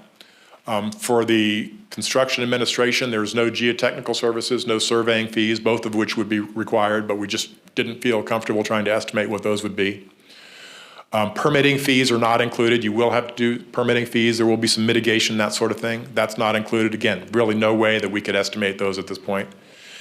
And no land acquisition, no permanent land, no construction easements, nothing. We did compare these costs to what Stetson did in your GSP. Their numbers were a bit higher, but they included some of these costs that were not. So actually, they're not that far off from what you saw in the GSP that Stetson did a couple of years ago. So that gives us some confidence that maybe these are at least in the ballpark for right now. Any questions about costs? Next steps, so what we're going to do, so we're here presenting this to you today, but the project is not done as far as we're concerned. We still have a number of technical memorandums that we need to complete and submit. There will be a final report that we'll need to complete and submit, and we'll be working on that. The preferred alternative, whatever you choose as the preferred, we need to do a drone survey of that, which is kind of keen. You get a lot of information from drone surveys. You send a drone up over the alignment, and it takes a couple of weeks because it's 50 miles long, but you get a lot of information that will be useful then during final design. We feel like we want to do an economic impact analysis looking at playing around with pipe sizes and pumping costs. I think that if you increased your pipe size just a little bit, you're going to increase your capital costs some amount, not a huge amount, some amount, but you could decrease your annual pumping costs a lot by increasing your pipe size. So we want to look at 2 or 3 different pipe sizes, 18 inches, 20 inches, 22 inches, and see what that would do to your pumping costs and see if it might be a good trade-off to spend a little bit more up front and then to reduce your pumping costs down the line. We would need to meet with California Department of Parks and Recreation if the central alignment is the preferred, because again, it does go through a small little sliver of the park. And as I mentioned, some of that right-of-way information, we need to have discussions with Edison and need to talk to the owner of the private conservation easement and a little bit more on the city and county roads. We've already made contact with these folks, but the folks who give information on right-of-way usually don't want to give out information until they have signed design drawings from you. That's what they really want. That's kind of their currency, and obviously we don't have that. And so we're going to have to kind of force the issue a little bit and have them sit down with us, which I think we can do. And then, as I mentioned, a little bit more information on the power availability. We know where the power lines are, but we don't know if there's power available in those lines. And I think I have one more slide. Next steps for you. And this is at my own risk because you don't work for me, but I think that what you need to do is move forward with your RFPs, and those are on your agenda for today.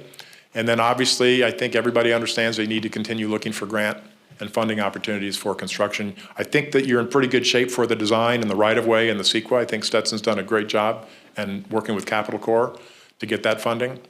But obviously, the construction's can be the heavy lift funding-wise, and so that's something you're going to need to keep looking at. That concludes my presentation. I think the last slide is just asking if there's any additional questions from the board or the public. Okay, thank you. Any questions from the board? Okay.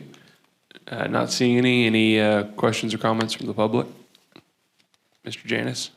Couple questions. You modified it as you presented a little bit based on what you heard from the PAC and the TAC and your own study since last Tuesday, but I had some additional questions on you about between the central and the east and the operations costs. That was a dominant because while we can, as Steve pointed out, while we can obtain grants, we don't know if we can obtain it all for the construction, and we know of almost none that can deal with the operations. And the operations and maintenance and investment, capital reinvestment costs that we would have to do.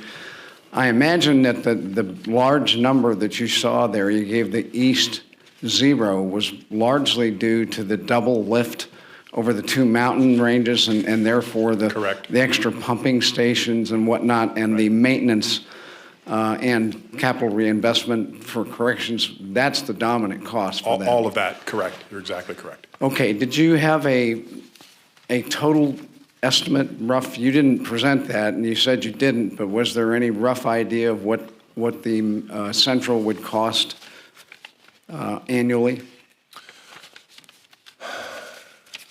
No, we did not provide operating costs at all.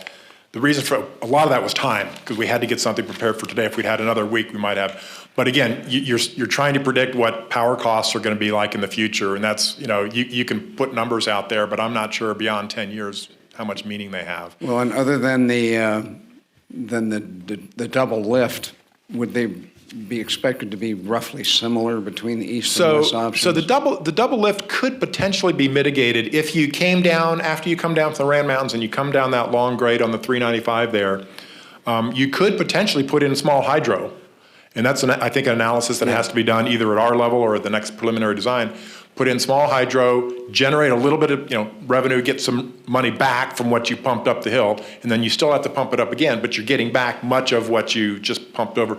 So if you did that, you'd have, again, a little bit higher capital cost because you got to put that small hydro in, but you're going to offset your future power costs, your operations costs on the east alignment. You still have to go over the same El Paso Mountains, but you get a lot of the money back used to pump over the Rand Mountains. So I think you could potentially bring the east closer to the central in operating costs. One of the good things about the central is we think that you wouldn't have to pump at all at first, the way the grade runs until you get up to Red Rock Randsburg Road. So you don't have to pump through California City. At least we think that's preliminarily what we're showing. So your pump stations are all going to be along Garlock Road and Red Rock Randsburg Road, which unfortunately is where there's no power along part of that. So that's the biggest cost there, is bringing those power lines in. Yeah, and that's similar with what some of your pre-conclusions were when you presented to this board a month ago. Correct. And actually, to be fair, the east alignment you have to bring in a little bit of power too, but I think it's just a couple of miles as opposed to 10 miles, assuming that power is available in those lines that we're seeing. That's what we have to talk to Edison about, that there's capacity in those lines. Now, the other question that was of concern to at least three of the members of the PAC and TAC was the time frame. And we divided it into three different factors, which largely are serial. And they add up to a total time which we may be in risk right now for achieving it before the SGMA deadlines.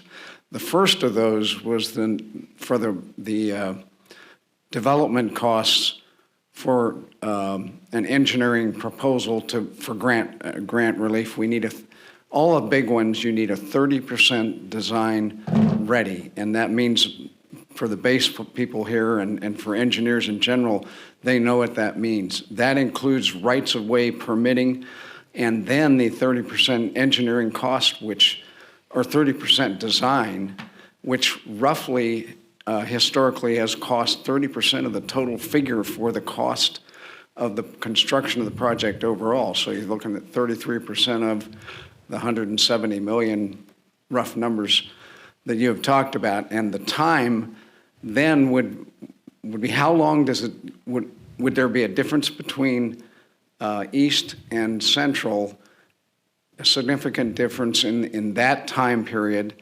The second mention was the time period that it takes to write the application, get the application in, and since most of these are state and federal, that's at least a year's process before you get approval, and then subsequent lag time. In the case of our California Prop 1 here was almost a year in and of itself. Right. That's probably the same between the two, east and west. So then the third period that we were worried about was the relative construction difference, time difference, which some of us estimated upwards of 10 years itself. Did you come up with an estimate of the first concern with ready to get to a 30% design, including all the permitting and rights of way, et cetera, and then what the projected actual construction costs were? So yeah, really good questions. So on the design, I think the biggest issue, and you put your finger on it, is the right-of-way. And so if the central alignment could stay out of the park, and I think that's probably possible. I can't say with certainty today, but I think it's certainly possible. Then I think that there's very little difference in the time to get to 30% design for the east and the central. I think that you're talking about pipeline design and pump station design, and the right-of-way issues would not be a significant portion of that if you stay out of the park. So I think that in those cases, I think there would not be a significant difference, and that's reflected in Stetson's RFPs that say they want 30% design. Let's say they want 60% design by March of 2024, and the EIR completed by March of 24, which you need really 30% design to do your EIR, right? I mean, you have to know what you're analyzing. So I think either one would be equal there. I think that you're right. Writing the grant is going to be the same. I think construction for the two, I don't think it would be significantly different. You're going to have, as I mentioned, construction basically is pretty easy along the east alignment, except where you go through the mining towns because there's a lot of rock there, but the rest of it's pretty easy. The central alignment goes along a lot of road rights of way, and so you can't go quite as fast along roads. You got to do repaving afterwards. You got to have traffic controls and that sort of thing. So I think that at the level that we are now, I'm not sure that I could say that there's a significant difference in construction between the two. But that could also always be handled in contract documents. You can tell a contractor to do whatever you want him to do, so long as it's physically possible. The biggest impact on the timing of construction will be manufacturing 13,000 pieces of pipe and trucking them to the construction site from wherever they're being manufactured in the country. That's going to take a long time. Yeah, good point, and that is particularly a supply chain issue currently. Absolutely. And then the fittings that go along with the valves, fittings, everything that goes along with that, those are where that's going to be probably your critical factor in construction timing. And so one last question. You mentioned March timeframe that Steve had set the percentage deadlines for the design. That's based on the historic grant application timeframes for federal and state grants. Is that correct, Steve? Yes. Okay. So that's what we have. We have windows of time available in 1-year chunks is the point. And that's some of the urgency overall that this board's considering is if we miss a window, it's another year before we have a chance again. There's other windows too that you want to be careful of. In the environmental process, there are certain surveys that have to be done before construction that can only be done, let's say, in the spring. And so if you're getting ready to start construction in the spring, you can't get the survey done before the construction, so you have to wait a whole nother year to start your construction. So there's windows in biological surveys as well that you need to be careful of. Exactly. All right, thank you very much. Thank you. Okay, we'll go to public comment if there's no other questions or comments from the board. Okay. Thank you. Joshua Nugent, Mojave Pistachios. I was hoping you could pass a letter down for me. I promise I'll stay under my 2 minutes. I've got a short preamble, and then it focuses directly on this issue. At the GA's November board packet, there was a letter that was sent by the Groundwater Authority to the Water District on October 21st. Although it was addressed to the Water District, it made 13 references to Mojave Pistachios and its owner. Mojave has provided a response to the general manager and the board to correct several misstatements and attacks. Excuse me, is this related to the specific topic that we're now discussing? Yes, sir. Okay. We're disappointed in the tone of the GA's letter, which included both finger-pointing and name-calling. We see the letter as an attempt to sow division between the actual water users in the basin. And then I'll speed up for Mr. Lemieux. In the future, we encourage the GA to be more constructive, inclusive, and solutions-oriented. So more specifically, to this topic, number 14. We're concerned that the GA is moving forward with the analysis and construction of a 50-mile imported water pipeline without first considering less expensive options. Today's discussion demonstrates that the GA is already committed to an imported water project with expensive and long time frames and has written off other viable alternatives. Several of these alternatives that are both more economical and have less impact on the environment and community that should be considered are distributing the existing pumping, constructing wells and importing waters from the Fremont Valley, negotiating a deal with LADWP, as was in the GSP, to at least in wet years deliver water from LADWP's existing outlets from pipelines across the 4 to 6 canyons. LA did this in 2017 voluntarily and at no cost to the basin. Tapping into the large amount of brackish water in the basin by continuing DWR grant-funded efforts in the brackish and reverse osmosis Cozo brine use program, and getting in continued cooperation with the Navy to locate brackish test wells on Navy-based property and construct water lines to Cozo geothermal and Ridgecrest. And finally, exploring other solutions like demand reduction, recycling water, incentivizing and purchasing retiring farmland. It's premature to move forward with the contracts for pipeline environmental analysis and design when these alternatives have not even been given proper consideration. The GA has to consider affordability. Even assuming that it were fully possible to analyze, design, and construct a pipeline using grant funds, which is doubtful, how much will the long-term operation of the pipeline cost, and who will pay and shoulder these costs? Finally, instead of spending millions on designing a pipe dream, the GA should be taking a hard look at all viable alternatives through a feasibility study that lays out both the projected costs and benefits of each of the viable options. So those are my official statements. Finally, I would like to say I've appreciated Provost and Pritchard's and some of Stetson's, as well as RGS and Capital Corps' works. It's kind of like the analogy that I don't really have a problem with the crew of the ship. I just kind of have a problem with the way the ship's heading. So thank you. Okay, thank you. And I'll just add that we have been looking at viable options for a long time, and I do believe this board is committed to an import project as the only viable option that we've found. I don't believe many of the things that were just mentioned would be or would satisfy our requirements to bring, or excuse me, under Sigma. It would not satisfy those requirements. But I'll digress because this is public comment time, so I will turn it over to Ms. Decker. Thank you, Judy Decker. This is kind of nitty-gritty, but if you choose the central route, you did not mention a couple of things. One is the possibility of going on this. If I looked at the map correctly, your line is proposed to go on the north side of the Garlock Road. And I was wondering if you have looked at going on the south side of the road. If you went on the south side of the road, I believe you could avoid the park. Also, when you get to Neuralia and Garlock Road, you are starting in on the alluvial fan that is created by Red Rock Canyon Wash, and you have not mentioned that wash at all. It flows on a regular basis whenever we have a flash flood, and so it is something not to ignore.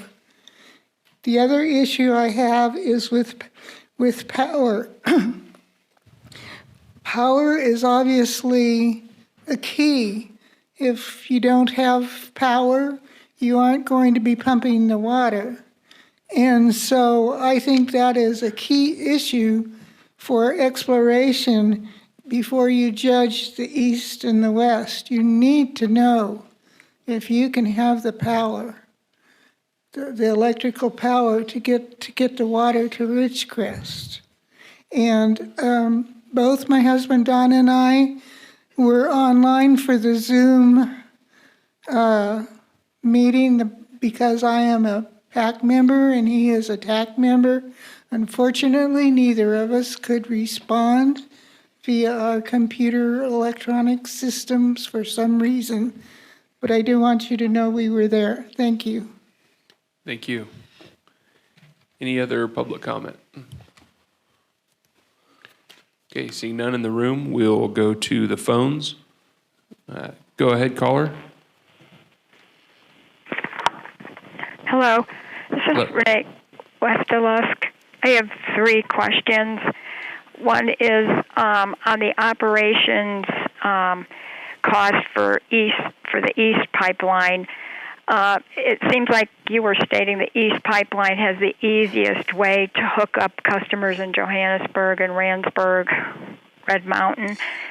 Would that in itself, because you have more customers there to shoulder the burden of operations, would that not bring the operations cost more in favor of the East than what you have on the chart?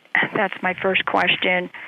And then my second question is the closeness of the Garlock fault line to the central pipeline. How significant is that when you're talking about earthquake activity? Would the pipeline, I assume, would be built to sustain quite like an 8.0 or whatever earthquake if that happened? And then my third question is on the east with the 20 Mule Team Parkway dirt road. Is that partly a historical site? And would that be interfering with the historical landmark of the original 20 Mule Team Road? Thank you. Okay, thank you. We'll see if we can get you some answers for that. So if I'm going to answer those, I'll also respond to Mr. Decker's questions too. So let's see if I can remember those. I wasn't taking notes.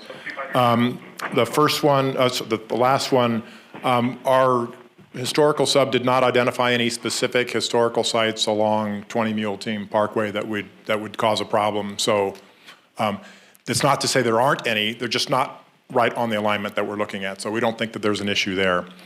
The earthquake fault, the way the earthquake fault runs, I think the pipeline runs mostly parallel to the earthquake fault, not necessarily crossing it. And so that's a good thing. If you have to cross it, then there's some issues with that.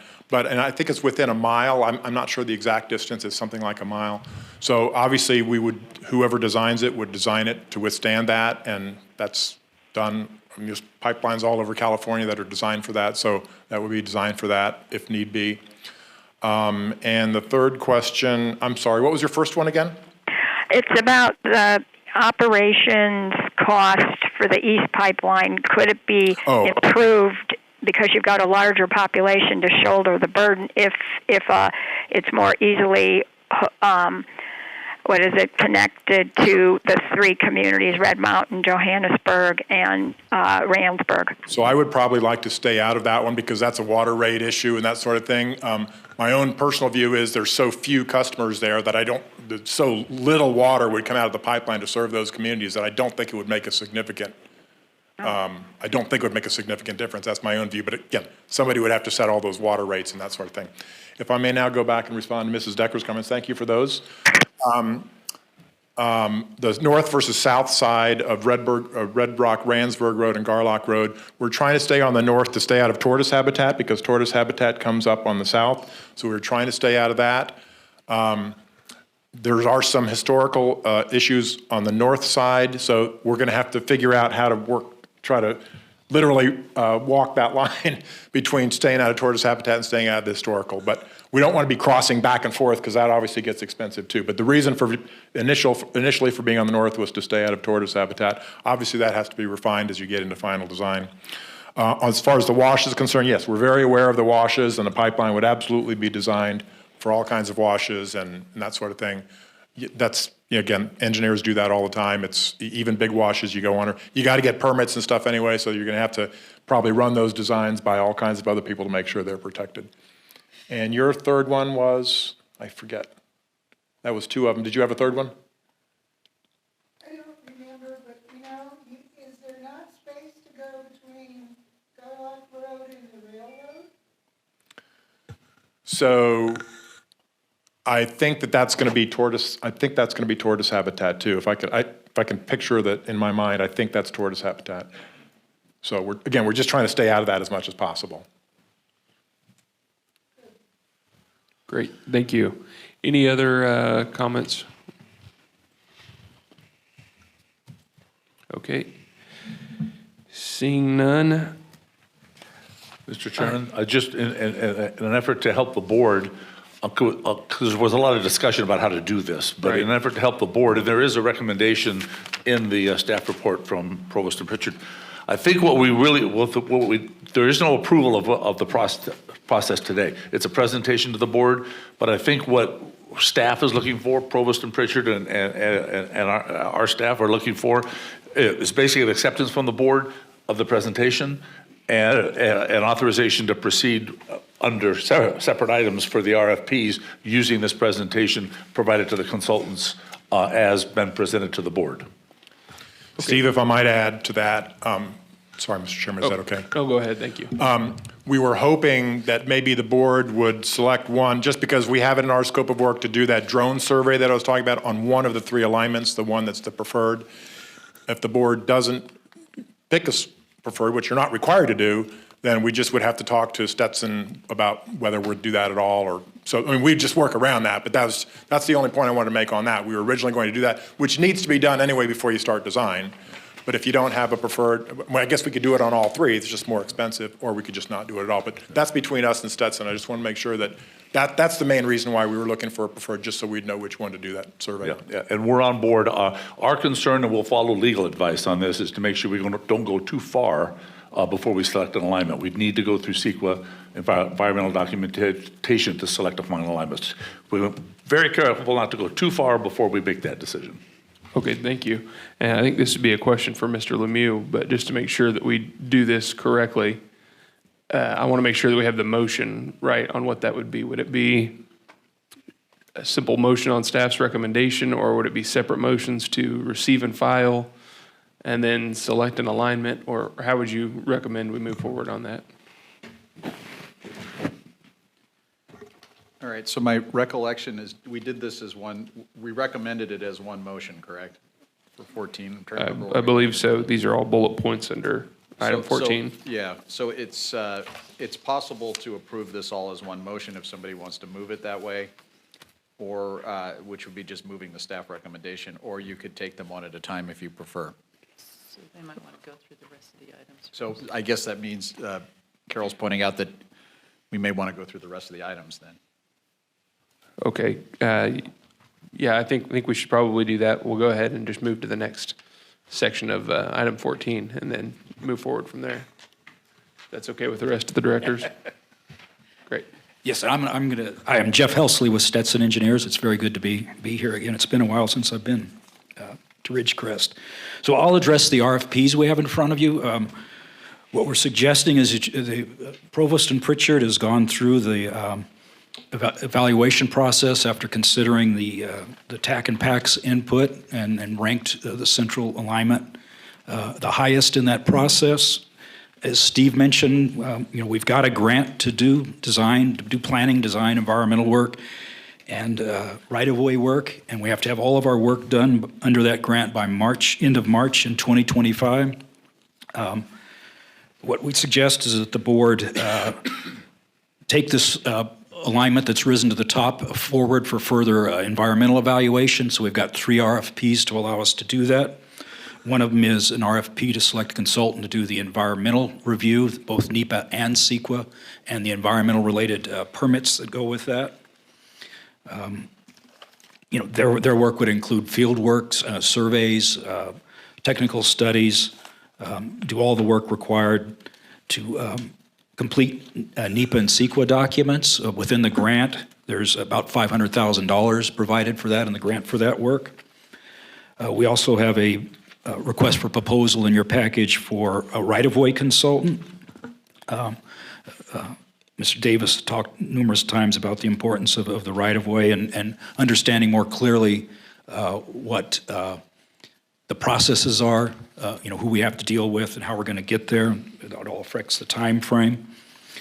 We've got an RFP for that, and input in the budget, there's a $300,000 budget for that work.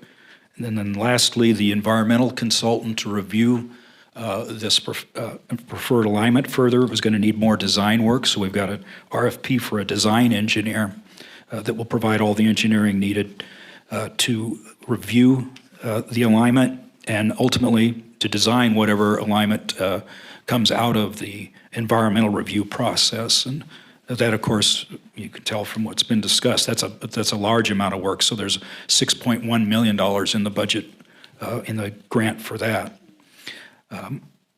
So as Keith had mentioned, what we have for you to consider, the way we have it structured, is to adopt the resolution in your package, Resolution 1122, which approves the central alignment for further environmental right-of-way and design review, and then authorize the general manager to release the 3 RFPs that I've referenced. We'll get those, if you authorize them, we'll get them out in the next couple of days. We anticipate having them returned in about a month. We'll do a review of those, bring back to the board in February the recommended consultants on that. Okay, thank you. So the proper motion, I guess, would be an approval of staff's recommendation. If there is any board member that would like to make that motion. I'll make that motion. Okay, thank you. Second. Okay, we have a motion and a second. Can we have a roll call vote, please? Chairman Peters, Aye. Vice Chair Hayman, Aye. Director Itmeyer, Aye. Director Ratora, Aye. Director Vallejo. Aye. Motion carries. Okay, thank you. That brings us to our next item, which is number 15, and that's authorize execution of the cooperative agreement for transfer of funds to Indian Wells Valley Groundwater Authority for monitoring and studying subsurface groundwater flow in support of Naval Air Weapons Station, China Lake. And I'll turn it back over to Jeff. Yeah, I'll just do real quick because I want to make sure we thank Commander Turner and the Navy for all their help in this. This is quite a step for us, certainly. I don't know about the Navy, but certainly for the Groundwater Authority, it's a big step. You're all familiar with the Navy COSO royalty fund that we've been talking about, and this is a project that was selected some time ago for funding the Rose Valley Wells project. G. Moran, very instrumental in the project and trying to get the project done. We put a lot of work into developing a cooperative agreement with the Navy to be able to do this, to be able to fund this project, and we're able to pull it together for this meeting. Jeff's going to present, and I think we're in good shape between the Groundwater Authority, legal, and the Navy. We're ready to go. Go ahead, Jeff. Thank you. Steve just gave about half of my presentation. One of the things I'd point out is the board had previously approved a contract to actually drill these wells. So we've got a contractor ready to go. We've got this agreement, as Steve says, worked out now. So, the agreement really allows the Navy COSO funds to be provided to the Groundwater Authority for the drilling of these two groundwater monitoring wells, and for access to one other well. We've got to gain access to an existing wells that we want to monitor for the purpose of collecting groundwater level data and look at subsurface flow to characterize the flow out of the Rose Valley into the main basin, to look at our recharge numbers, which we'll use in the update of the model and subsequently use for the update of the 5-year plan. So what we have before you, the agreements in your package, what we'd recommend that the approved execution of the agreement. Okay, thank you. Is there any question or comment from the board? No. Okay, seeing none, we will go to public comment on this item. Anybody like to ask questions or comment on this? Okay, seeing none, we will come back to the board for any final thoughts or a motion.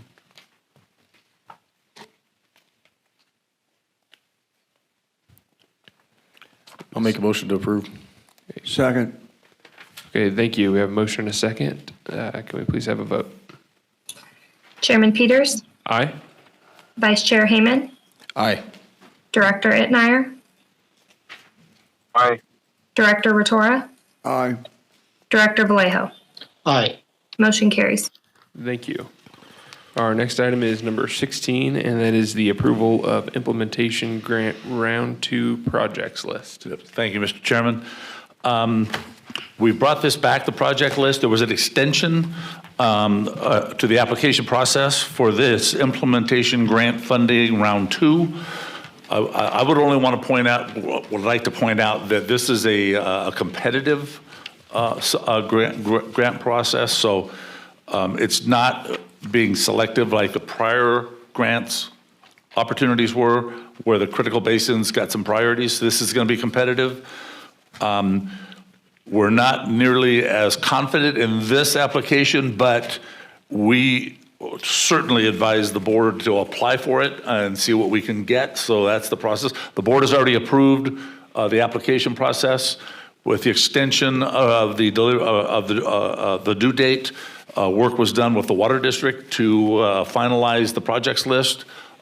Jeff, I think, is gonna, are you back up, Jeff? Oh, Heather is. Heather's on the line, sorry.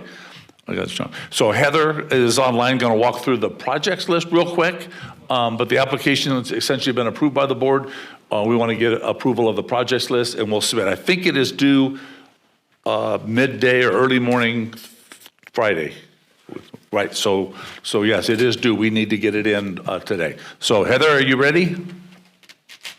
Yes. Okay, Good thank you. afternoon. As before, Steve just hit on about half of what I was going to mention. But it is due, the application on December 16th, which is this Friday at 10 a.m. We have been working on preparing the application, getting it ready. At the previous board meeting, we brought before you a preliminary project list. This board meeting now in your packet is our final list that we've developed, and it will be include a 5% local cost share. We are including that to be competitive as what is recommended by DWR. The sum of all the tasks, they total to approximately $9.4 million, and then with the reducing it by the 5% local cost share. The total requested grant amount is approximately $8.9 million. These tasks are organized into 3 components, and the way the categories are under each component, those are fixed by DWR. Those aren't things that we come up with, but we fit our tasks into each of those required components. So we have component 1, component 2, component 3.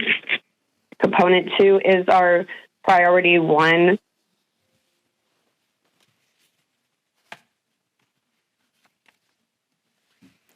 Oh, Heather, are you still there? I think we lost you.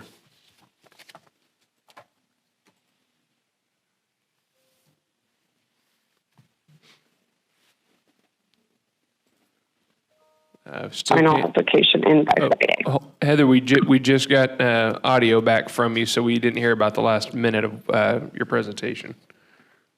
Oh, okay. I was saying that these tasks are organized into the 3 components. Those categories under those components are required by DWR. That's not something that we prepare. We fit in our tasks into each of those required components.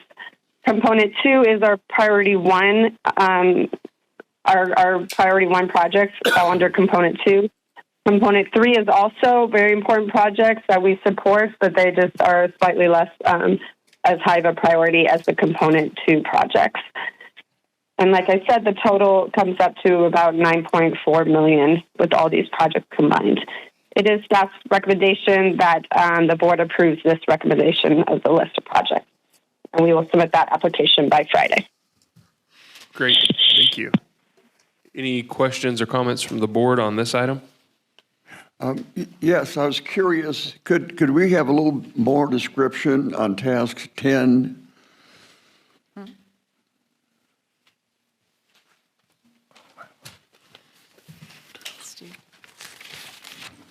It's one of the larger tasks.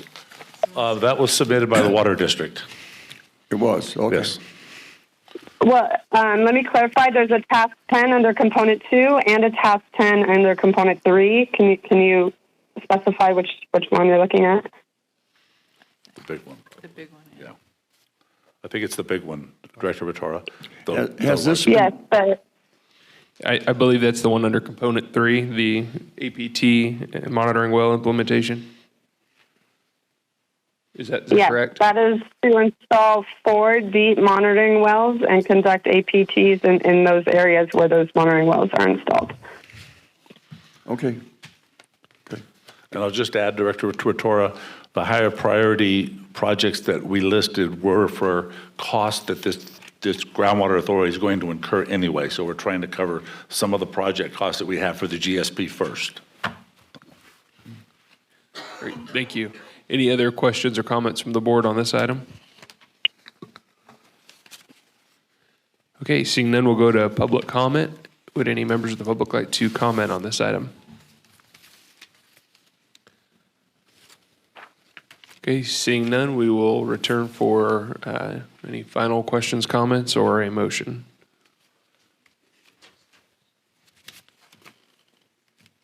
Motion to approve. Second. Thank you. We have a motion and a second. Can we have a roll call vote, please? Chairman Peters, Aye.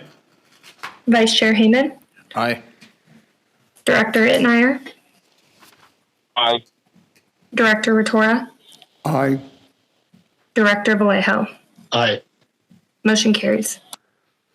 Thank you. And our next item is number 17, Water Resource Manager's Report. So I'll turn it back over to Mr. Johnson. Thank you, Mr. Chairman. I think we're ready. If we're working, I think we're going to start with the grant funding update. And Maya, are you on? Hi, good afternoon, members of the board and members of the public. I'll be starting off with the grant funding Prop 1 and Prop 68 status update and the recent and upcoming submittals for the grant closeout. Starting off with the Prop 1 status update, we have 3 ongoing invoices.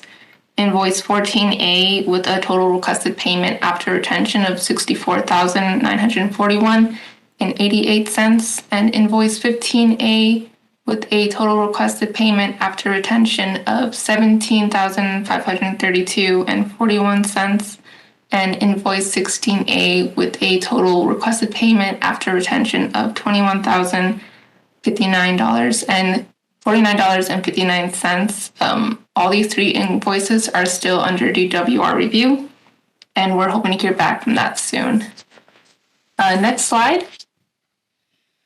For Prop 68 status updates, there are also three ongoing invoices. Invoice 14B has a total requested payment after retention of $1,885.36. That one has been approved. And invoice 15B with a total requested payment after retention of $21,932.28. That one is still under DWR review. And invoice 16B with a total requested payment after retention of $6,380.65. That also is under DWR review. Next slide. For recent submittals, we've had the Component 5 and Component 6 deliverables submitted on the 1st of November, and the progress report was submitted on November 30th.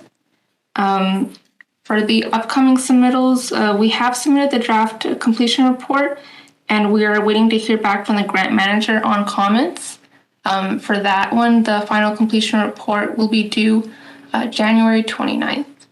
That concludes my part of the presentation, and I'll be handing it over to Bianca Cabrera.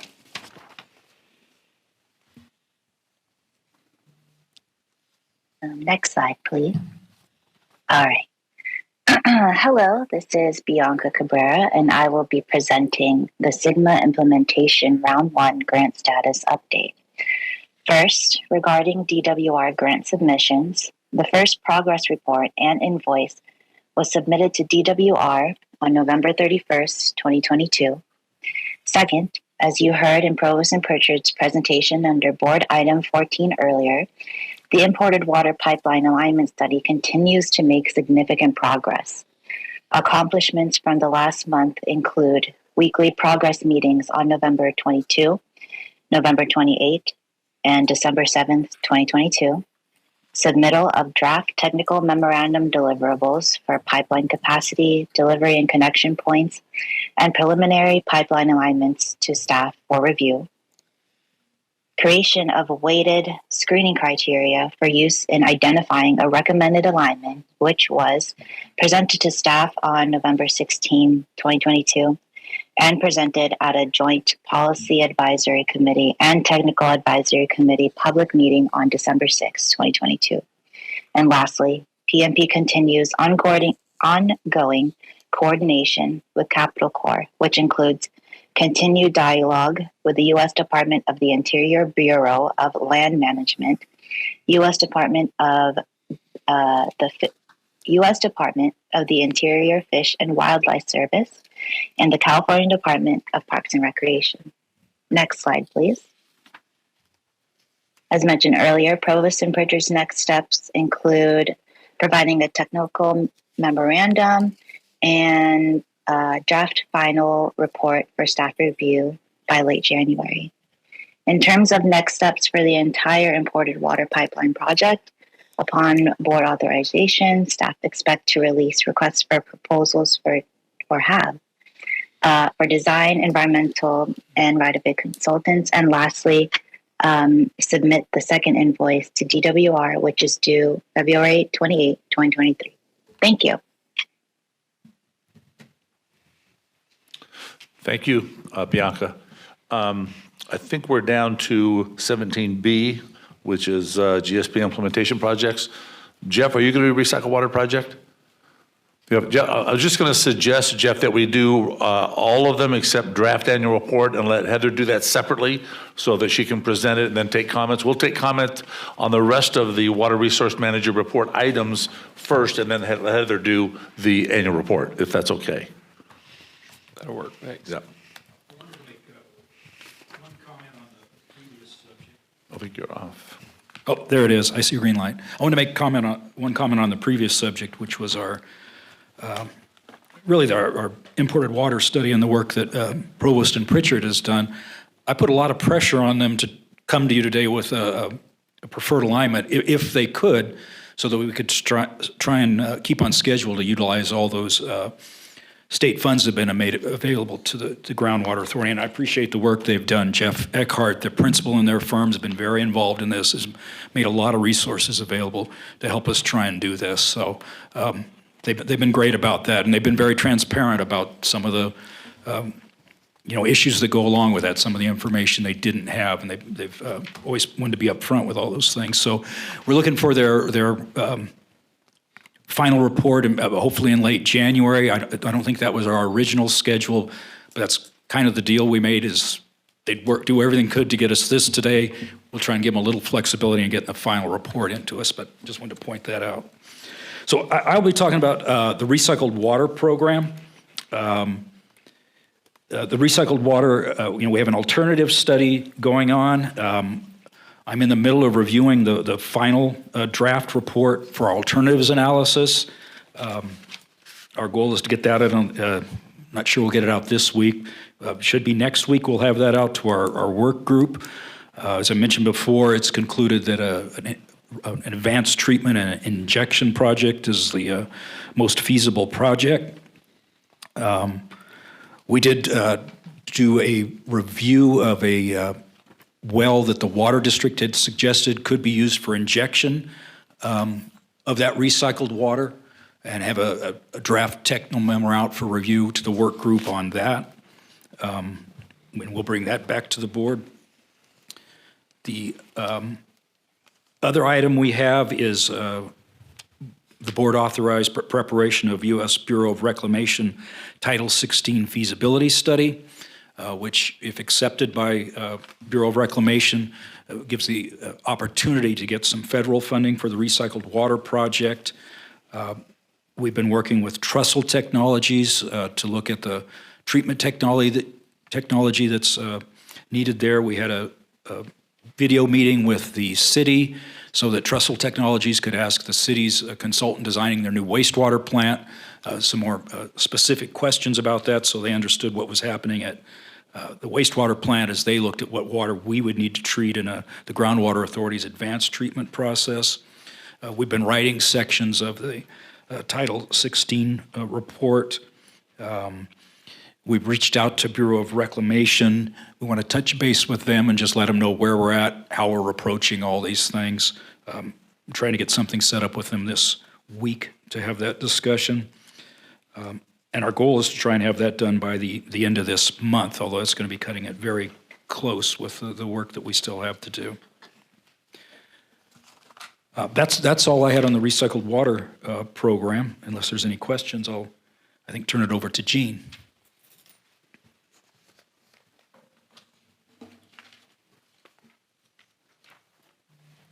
So if we could advance the slides to miscellaneous items. Right, sorry that we're going to make you jump around a little bit. Yeah, that's right. Yeah. I I know, didn't Heather think has about a that. lot to talk about. I didn't think about the annual report being in there. Yeah, sorry. Right, exactly. There we go. Right there, perfect. Good afternoon, members of the board. This is the same 3 slides for every month that we give, but it allows you to understand all the work that is being done in collecting data and filling in data gaps for the SIGMA process. The first slide is data collection and monitoring update. So the fieldwork was done in October. And once that occurs, we collect groundwater levels and water quality data. The data gets reviewed by both KCWA, Kern County Water Authority, and then also agency, and then also the Water Resource Manager. Then once we both approve of all the data, we make sure that there's no errors in it. Then KCWA develops contours, 2 different sets. One that shows the depth to water, and another one that shows the groundwater elevation. And both maps give different information. Depth would be how deep do I have to go with a well to collect water. And then elevations is where does water move from? High, it moves from higher to low. So they're in the process of that. They have developed the contours. They're doing an internal check. I checked with Michelle just yesterday on that. The data did get posted to the Sigma website already. It's due by the end of the year, but it has been posted because it's been approved. It's going up onto the data management system, which is the website that any of you can go to. There's a public access for it. And there are wells on that that you show on the website. You can click on any one and it will show you all the data collected, historical through present. Then the January 2023, this data will be sent out to the TAC for review. So they'll get the contour data, the water quality data, and the water levels, just so that they have that. This is different than we did last year. We waited until the whole annual report was put together, and now what we want to do is get that data out for review as soon as it's all ready to go, not wait for the annual report. USBR Region 8 gave us a call through Carol. Their concern is that they have the right-of-way access to all of their USBR wells. They were drilled. It's not all the yellow wells on the map to the side. Some of those are for a different purpose, but it's about 7, 8 wells. They're multi-level. They were drilled in the 1990s. And we're working with them on having their right-of-way access moved over to the GA board. Because it was done so long ago and the staff that were in USBR at that time are not around and the records aren't quite there, they're trying to place together all the records. So I made a couple calls out, and we have also had a conference call.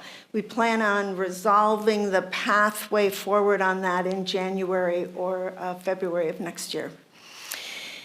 We are still working on the Navy real estate access agreements. This was put on hold until DWR was willing to give us $20,500. This was about a year ago.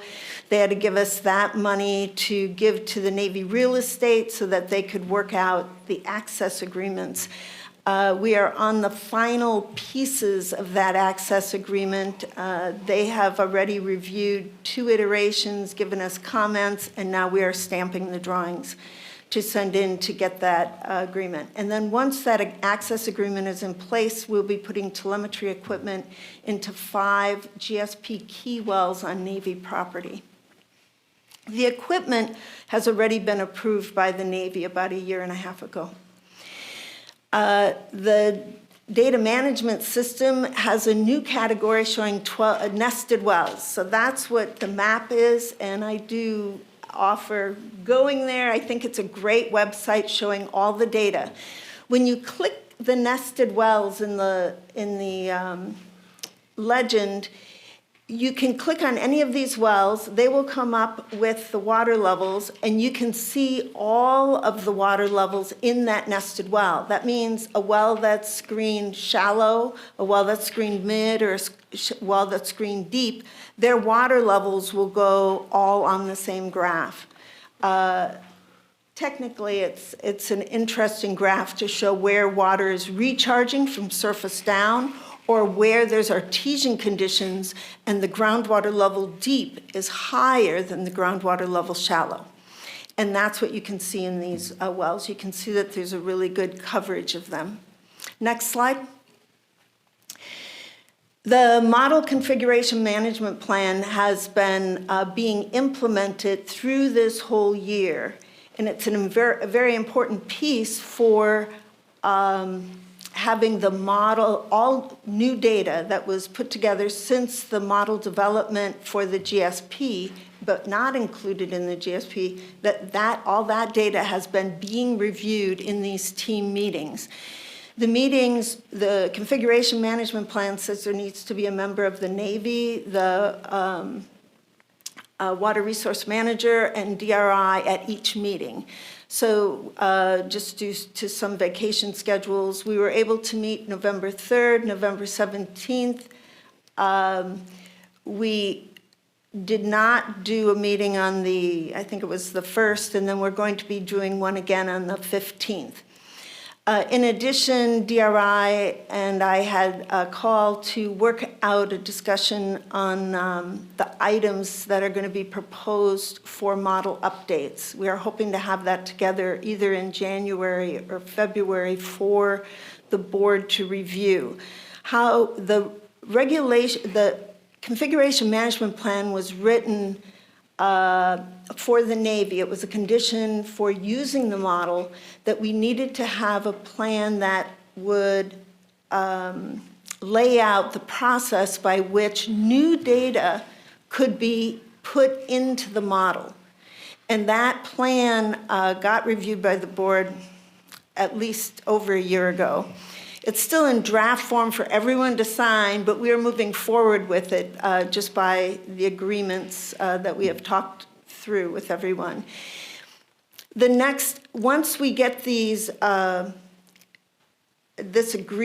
presentation from the technical model group for the board, there's going to be a request that the model be updated, and it'll lay out what items are going to be recommended for the board to approve for the model update. Then the model gets updated, and then it's to be used for the 5-year report. This is all part of the GSP process. The 5-year report is due in January of 2025. So basically what we have left is 2 more years to put together the 5-year report. The model is the tool that's used for running different project alternatives, or to look at how the basin is behaving theoretically by different pumping scenarios. So this next year is about updating the model, recalibrating the model, putting together another future baseline to start running model scenarios for the 5-year GSP report. Next slide. A major project and a major milestone. Thank you all for approving the cooperative agreement. This is new ground for us. We're hoping that more projects get approved for filling in data gaps using this funding process. You've seen the graphic on the left before, so it entails 2 monitoring wells drilled below the water table to collect a gradient to be able to get a calculated estimate of subflow from Rose Valley. Currently, the model has an estimated 1/4 to 1/3 of the water available coming from just past Little Lake into the Indian Wells Valley Basin. The other well that we're gaining access to that you approved 2 months ago, the agreement with the California State Lands, and we will be uncapping that well and checking out the status of that well. We have back earlier water levels, and those are shown on the hydrograph on this figure. The next steps will be to complete the drilling subcontract. We've not signed it. It's been approved. We have not signed it because we first needed the cooperative agreement in place to do that. And then we'll be drilling the monitoring well, and then that is being planned for February at this point. And that's it on my presentation. Thank you, Jean. The next one is Heather. Well, I have a question, but go ahead and say whatever you're going to say, and I'll wait. I was going to ask Jeff if we have anything on the shell well mitigation. Yeah. But if you have a question for Jean, it would be a good. Actually, it was for Jeff, and that had to do with the recycling. The first view graph on the recycling, you talked about finishing a report or completing something. Is this the same report that was going to be out before the end of the year? Are we pushing that out? Is that? We had hoped to finish both the alternatives analysis and the Title 16 report by the end of the year. The alternatives analysis will be done by the end of the year. I'm not absolutely sure about the Title 16 report at this moment. We are still pushing to try and get it done. Okay, so when are we, okay, obviously it's too late to get it out this year. When are we going to see that the final report, or as final as the reports ever get? At this point, I would anticipate in January. Pardon? In January, I believe. January, Yeah. okay, real good, thank you. Okay. That was all.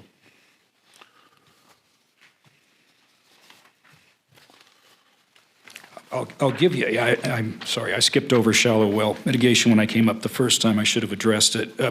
So there have been two wells that have been lost ability to pump water that have submitted applications to the Groundwater Authority for well mitigation funding. One of them is the Stark Street well, and we've reported on both of these before. It stopped pumping in June of this year. Self-help enterprises, as they do throughout the state, has been working with the Stark Street and providing them with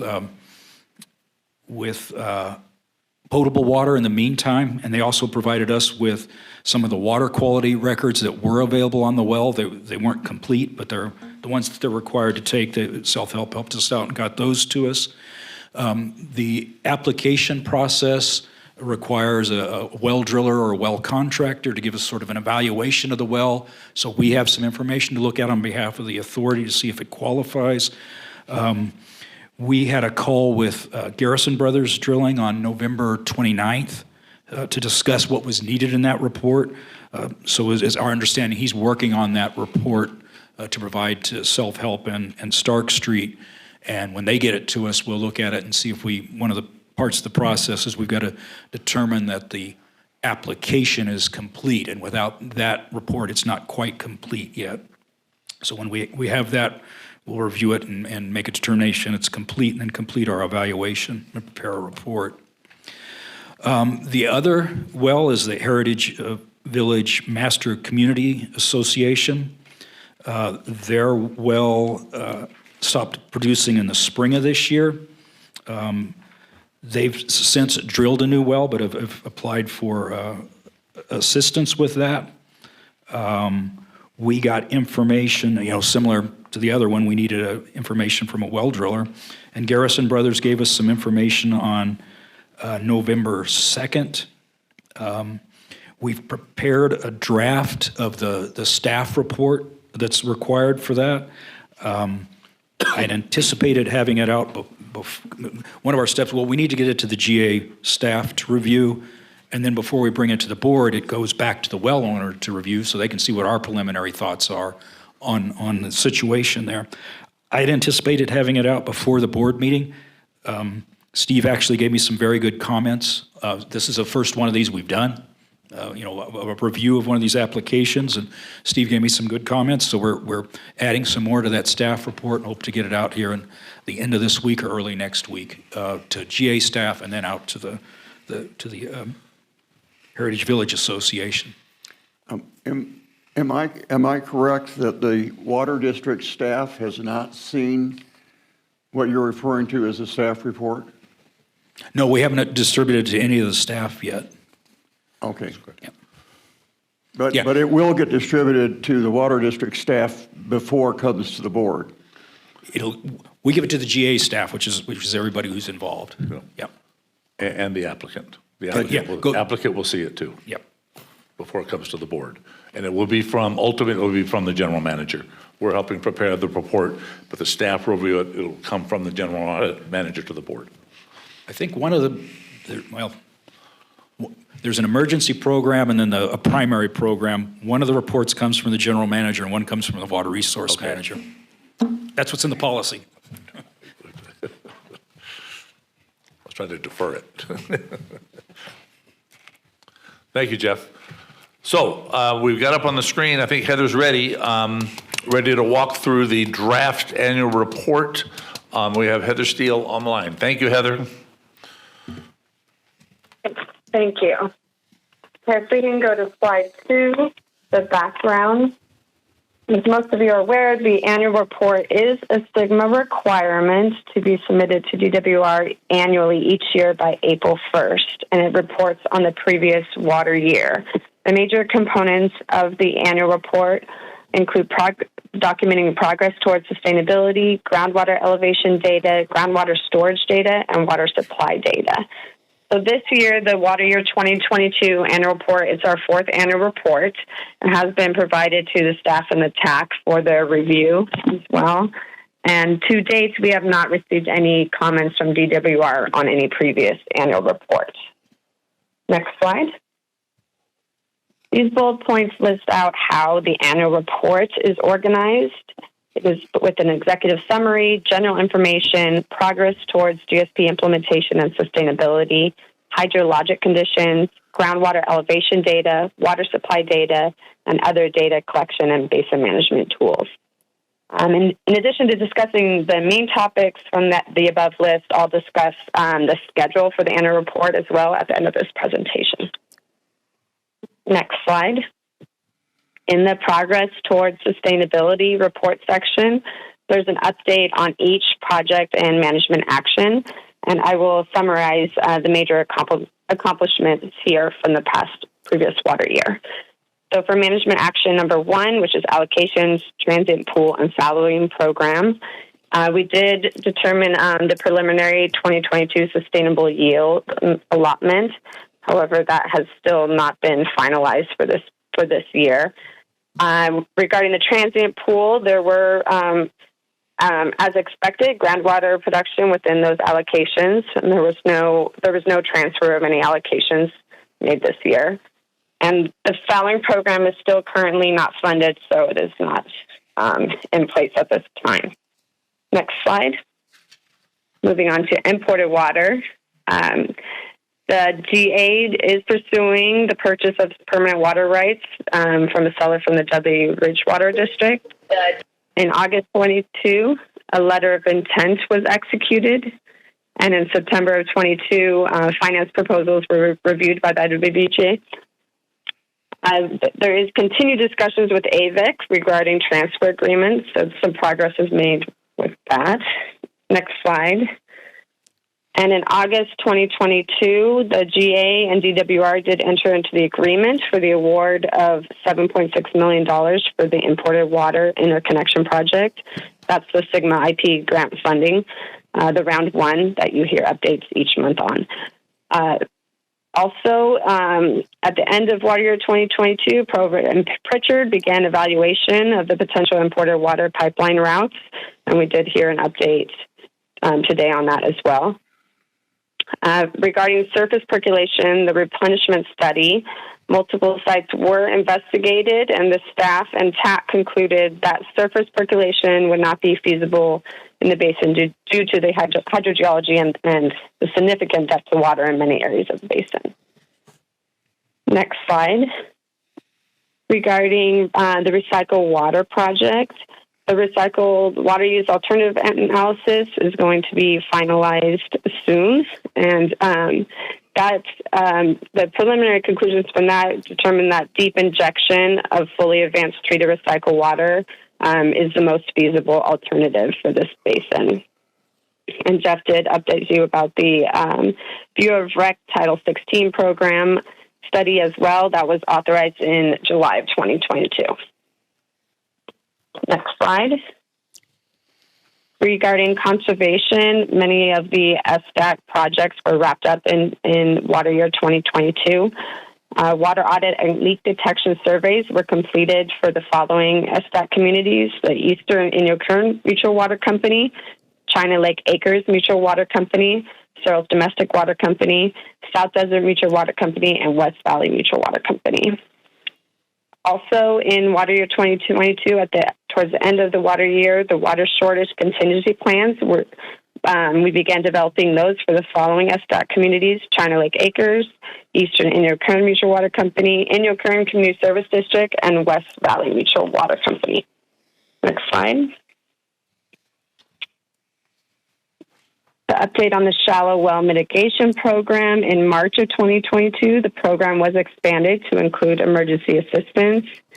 And as has been reported today, the Water Resource Manager is still evaluating 2 applications to the GA for shallow well mitigation funding. Project number 5, dust control, and project number 6, pumping optimization. Those are GSP projects, but no significant work has been completed in water year 2022 on those. Next slide. Moving on to sustainable management criteria. The first one being chronic lowering of groundwater levels. The sustainable management criteria is really officially monitored at the 5-year increments. 2025 would be the first one where we measure the interim milestone. But we can get a snapshot of what's happening annually. Currently, there are 10 representative monitoring sites that have been selected. 3 sites do not have sustainable management criteria established at this time. 2 sites, the groundwater levels are in that operating range between the measurable objective and the minimum threshold. And 5 sites, the groundwater levels are above the measurable objective, so a higher groundwater level. So sustainable management criteria in general, this will all be reevaluated during the 5-year GSP update over the next couple years. And at that point, we'll look at all the sites and make sure those are representative sites and determine if we need to add more or remove any. And then sustainable management criteria will be established for all of them as well. Next slide. The next sustainable management criteria, sustainability indicator is the loss of groundwater in storage. Again, the same with the other one. It's measured at the 5-year increment with an interim milestone. This is such an important topic that in the annual report, this has its own section, and so I will discuss that later in this presentation. Next slide. For degraded water quality, we use TDS as the measurement to monitor for that. The same as before, it's officially measured at the 5-year in 5-year increments for the interim milestone. We do have 10 representative sites that have currently been selected. 4 sites of those do not have sustainable management criteria established yet. 1 site, the TDS concentration is within the operating range between the measurable objective and the minimum threshold. And 5 sites, the TDS concentration is below the measurable objective, so that indicates better water quality there. And the same with before, all of the sustainable management criteria and the representative monitoring sites will be reevaluated as part of the 5-year GSP update. Next slide.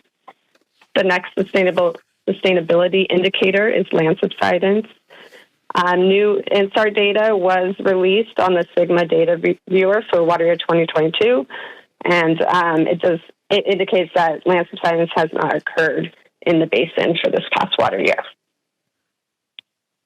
Next slide. Now to discuss hydrologic conditions. This table shows precipitation data at a China Lake precipitation station. For water year 2022, the annual precipitation was 1.87 inches, which that makes the classification below normal. The long-term average for this site is 3.47 inches. Okay, next slide. Moving on to groundwater elevation data. Excuse me. Depth of water was measured at 109 wells in fall of 2021 and 154 wells in spring of 2022. That is a significant increase from what was able to be measured in water year 2021, the previous water year. So that's good news. Additionally, 5 wells were added to the monitoring network. The modern network is constantly being evaluated, and so these 5 were added to fill specific data gaps. KCWA did produce fall 2021 and spring 2022 groundwater elevation and depth to water contours, and that will show the seasonal highs and lows. So in general, there's little variation that's going to be shown on the contours, and those trends are better displayed on the hydrograph. Next slide. Hydrographs have been developed for all wells in the groundwater monitoring program. They are posted on the DMS website. And select wells are provided in attachment D of the annual report. The hydrographs show, excuse me. Hydrographs show that groundwater levels have declined in many parts of the basin. Next slide. These are 2 examples of hydrographs. Like I said, the rest can be found in attachment D. The figure on the left shows USBR 05, which is in the northwest near pumping centers. You can see the decline there. The figure on the right is the George Air Corridor. Well, that's in the southeast area on Navy property. These are just 2 representative examples of hydrographs. And they do show that declines occur even in areas where there is less groundwater production. Next slide. So groundwater and storage. This is an important topic. And excuse me. This year we did reevaluate how to best evaluate the changes in groundwater storage. And we were able to calculate the changes to groundwater storage for this water year for a portion of the aquifer where we do have groundwater level data. And that the method we used was a modified Thiessen polygon method. So the area used to calculate the change in storage was approximately 190,000 acres, whereas the total basin area is 380 approximately 1,000 acres. So this means that the area that we're calculating the change in storage is approximately half of the total area of the basin, but this is the area where we do have the groundwater level to do so, the groundwater level data. Groundwater modeling would be required to calculate the change in storage for the rest of that total basin area to extend that area beyond where we have measured groundwater level data. So we are currently conducting that modeling. That supplemental modeling is underway, but it was not completed for this annual report. So for the annual change of groundwater storage, this is calculated from spring of 2019 to spring of 2022. In the Indian Valley, the main area of the basin, there's an annual loss of 15,880 acre feet per year within that monitored area. And El Paso was separated out from this main basin. That's a new change starting this water year. El Paso experienced a gain of approximately 290 acre feet per year within that monitored area. Next slide. This figure provides another way to visualize groundwater level change. As you can see, there's different colored dots, and those dots represent a different amount of decline from water year 2019 to 2022. There were 112 wells with concordant data from spring of 2019 and spring of 2022. Those are the wells that are evaluated here. The greatest decline is in the northwest and the southwest near those pumping centers. Those are represented more by the orange and reddish dots. The areas with less decline are represented by the green dots on the figure. So for those darker orange areas, that's if you see on the legend, that shows greater than 1.5 feet per year decline. So over the 3 years that we're looking here, spring of 2019 to spring of 2022, that would be a decline of over 4.5 feet. Next slide. This table shows groundwater extraction data, what's been reported, and what's been estimated for the water year 2022 total pumping. So currently the total estimated pumping is 21,200 acre feet. I want to note, though, that these values are estimates. They're primarily based on the current and historically reported values that are reported to the GA. Actual pumping may be different, but as we get new data, these values are always, these estimates are always refined. And so these values might be changed slightly prior to the final report being finalized. Next slide. This table shows a comparison between starting at water year 2019 through water year 2022 of the total estimated pumping. So as you know, overdraft occurs when outflows exceed inflows, and looking at water year 2022, the estimated production of 21,000 approximately, that's still 2.8 times the estimated sustainable yield of 7,650 acre feet.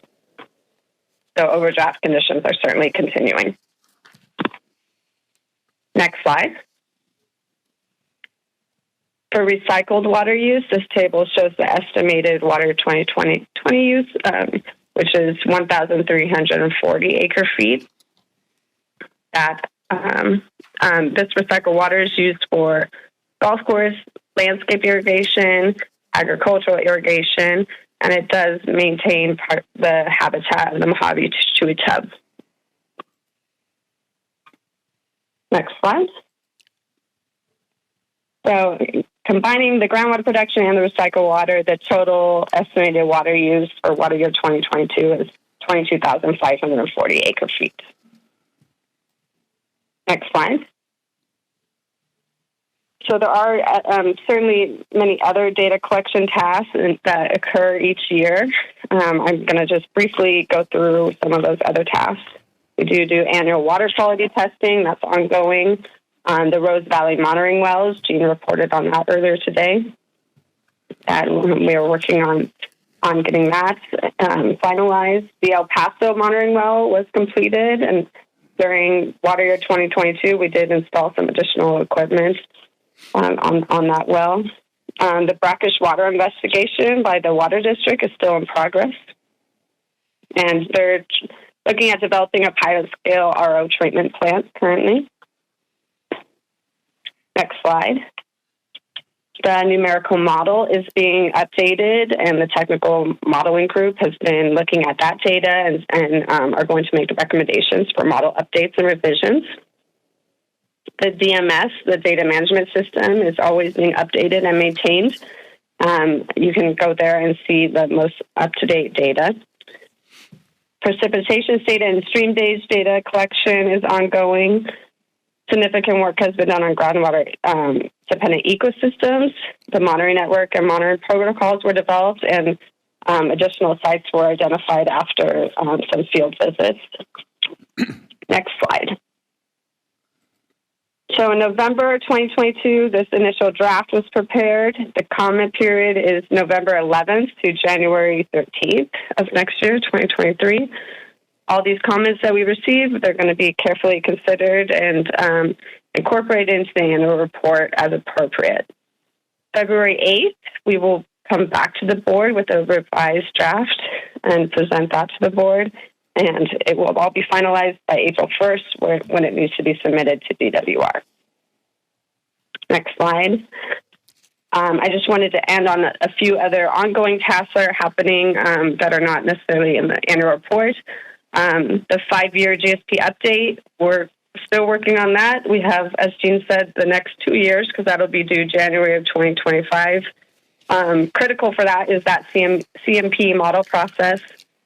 And in the plan, we're going to incorporate new data. We're going to incorporate all the recommended corrective actions from DWR's review of the GSP, evaluate the monitoring sites, as I said, and sustainable management criteria.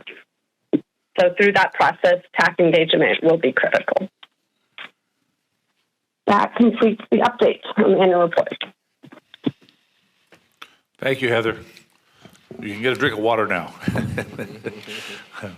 Anyway, thank you, Heather. I know, I'm sorry about that. Oh, that's great. I know you're feeling better. That's good. I think that's it for the Water Resource Management Report. I think we're open to questions. Great, thank you, Steve. Any questions or comments from the board before I go to public comment? Yes, I have one comment or question, actually. I noticed a couple occurrences through the report, excuse me, that indicated that the sustainable management criteria were only reported every 5 years, and I guess I don't know where that comes from. If I could get you to, Steve, if you could send me a reference to, the problem is, it seems to me when I've read the requirements for the annual report, we had to actually state what those criteria were on every annual report, and this thing implies at least the two occurrences, didn't maybe catch everyone, indicated that we only had to report every 5 years. So if you could provide me a reference for what... Sure. I don't know, Heather, do you have a response for that? And we will provide reference. Yes, so sustainable management criteria include interim milestones, minimum thresholds, and measurable objectives. Interim milestones are how you evaluate progress towards reaching your measurable objective. The measurable objective is the goal to be achieved by 2040. Those interim milestones are the 5-year increments where you're monitoring that progress towards reaching your measurable objective. Those are in 5-year increments. So the first one that we have sustainable management criteria established for is 2025. No, you don't establish sustainable management criteria each year. I was referring to the Sigma requirements or whatever you want to call them for the annual report. I don't question what you're saying about the 5-year updates and getting to them. What I was specifically looking at is the requirements imposed by reporting in the annual report. Yeah, and that's the distinction. You're right, Director Ratori. We do report on what the water levels are in the key monitoring wells compared to the sustainability criteria in the annual reports.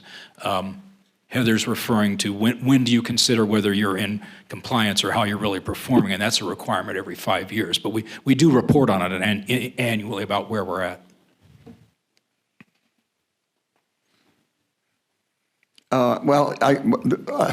That still comes back to there's let me see, degraded water quality, and the other one was water and storage. The implication was that it didn't need to be reported in the annual report. And I don't know where that language exists in the Sigma. I want to draw this thing out. Steve, if you could just provide me the language for, again, the annual report versus the 5-year updates. I'm sure the 5-year updates require it. Right. That's not a question. The question is whether or not the annual report requires all of the criteria to be updated. We will. I got hepatitis. I think it's contagious, tell you the truth. We'll provide that, Director Ratori. I'll both reference this so you can see the difference. We'll provide. Thank you. Okay, thank you. Any other comments from the board? Okay, seeing none, we'll go to public comment. Would anybody like to make comment on this? Go ahead, Dave. Just in between the two, on behalf of the PAC, I would assume that should have said PAC and TAC engagement. We have delegated responsibility for one of the RCAs, and we certainly are involved in the review of all the management actions and projects, et cetera. So I would just add it's the PAC and the TAC that are really critical during this up until 2025, the 5-year plan and review. Yes, sir. Thank you. Okay, we'll go to public comment now. Would any members of the public like to make comment on this item on the Water Resource Managers Report?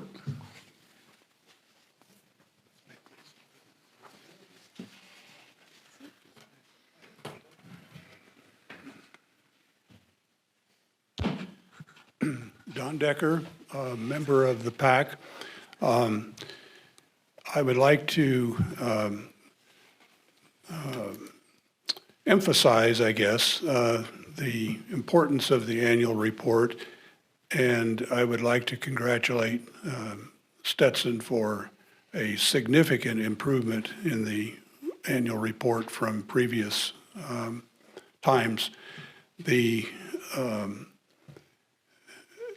additional wells that can be brought aboard that replace the dry wells that we have are critical, and how we actually get those replacement wells in place in a timely manner is, I think, a discussion that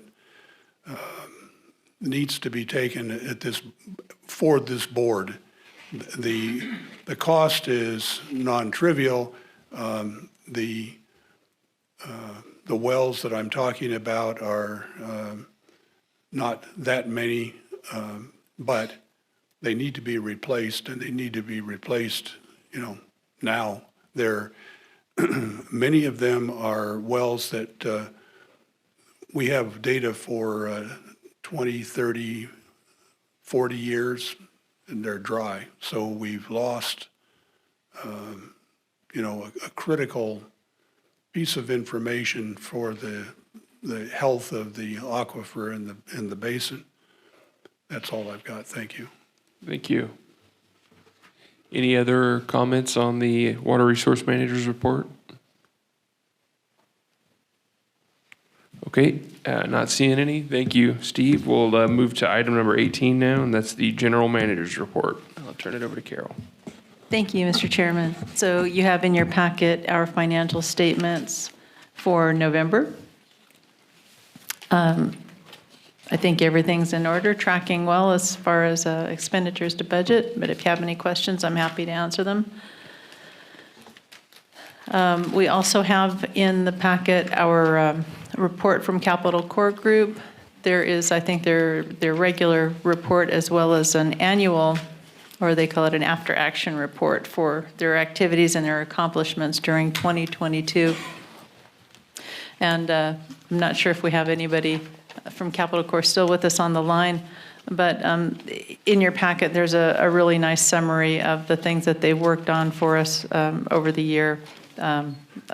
Grant funding, water rights purchase, the Water Resources Development Act language. So I think they've done a lot of great work for us. Again, I don't know if we have them on the line, but. Hey, Carol, it's Jeff Simonetti. I am on the line if there are any questions, and we'll be happy to answer any questions. Oh, awesome. Thank you, Jeff. So, yes, I think if you have any questions, you can direct them to Jeff, but I think they have a really good report here in the packet. And then the last item is the SDAC program, the Severely Disadvantaged Communities Grant Work Update. And actually, I think we pretty much closed up that work as of the end of October, and I think the Water Resource Manager's staff is just completing their reports and invoicing, and I think we saw that the closeout report is going to be submitted next month. So I'm looking good there. Great. That's all I have. Thank you.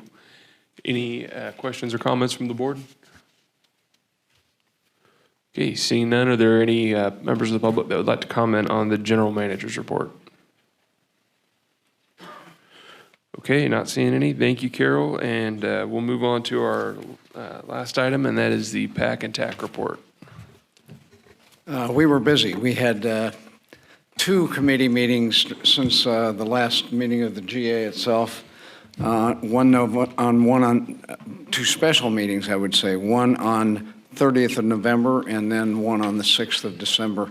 The 30th of November one, the primary purpose of that one, and the reason it was a special meeting, was to accommodate the briefer and the interface that we had with Stantec that had requested to debrief their facilitation study observations and the interactions they'd had with the public and share some of that directly with the PAC itself. And as well as staff as we talked to Stantec, We pointed out that their observations were all conducted about the groundwater GSP development phase around communications and engagement, and that we had an extensive review and advice that we had given, recommendations we had given to the board of directors, both regarding communications and engagement in general, changes overall proposed that we would recommend for this GSP implementation phase, and subsequently had modified and provided a draft recommended communication and engagement plan for the GSP itself, and you've accepted those, and they've been submitted. You accept them. Stantec was asked to do an assessment of, did you see any of the gaps, some of what you observed during the facilitation? Were they covered? There were some things unclear to you.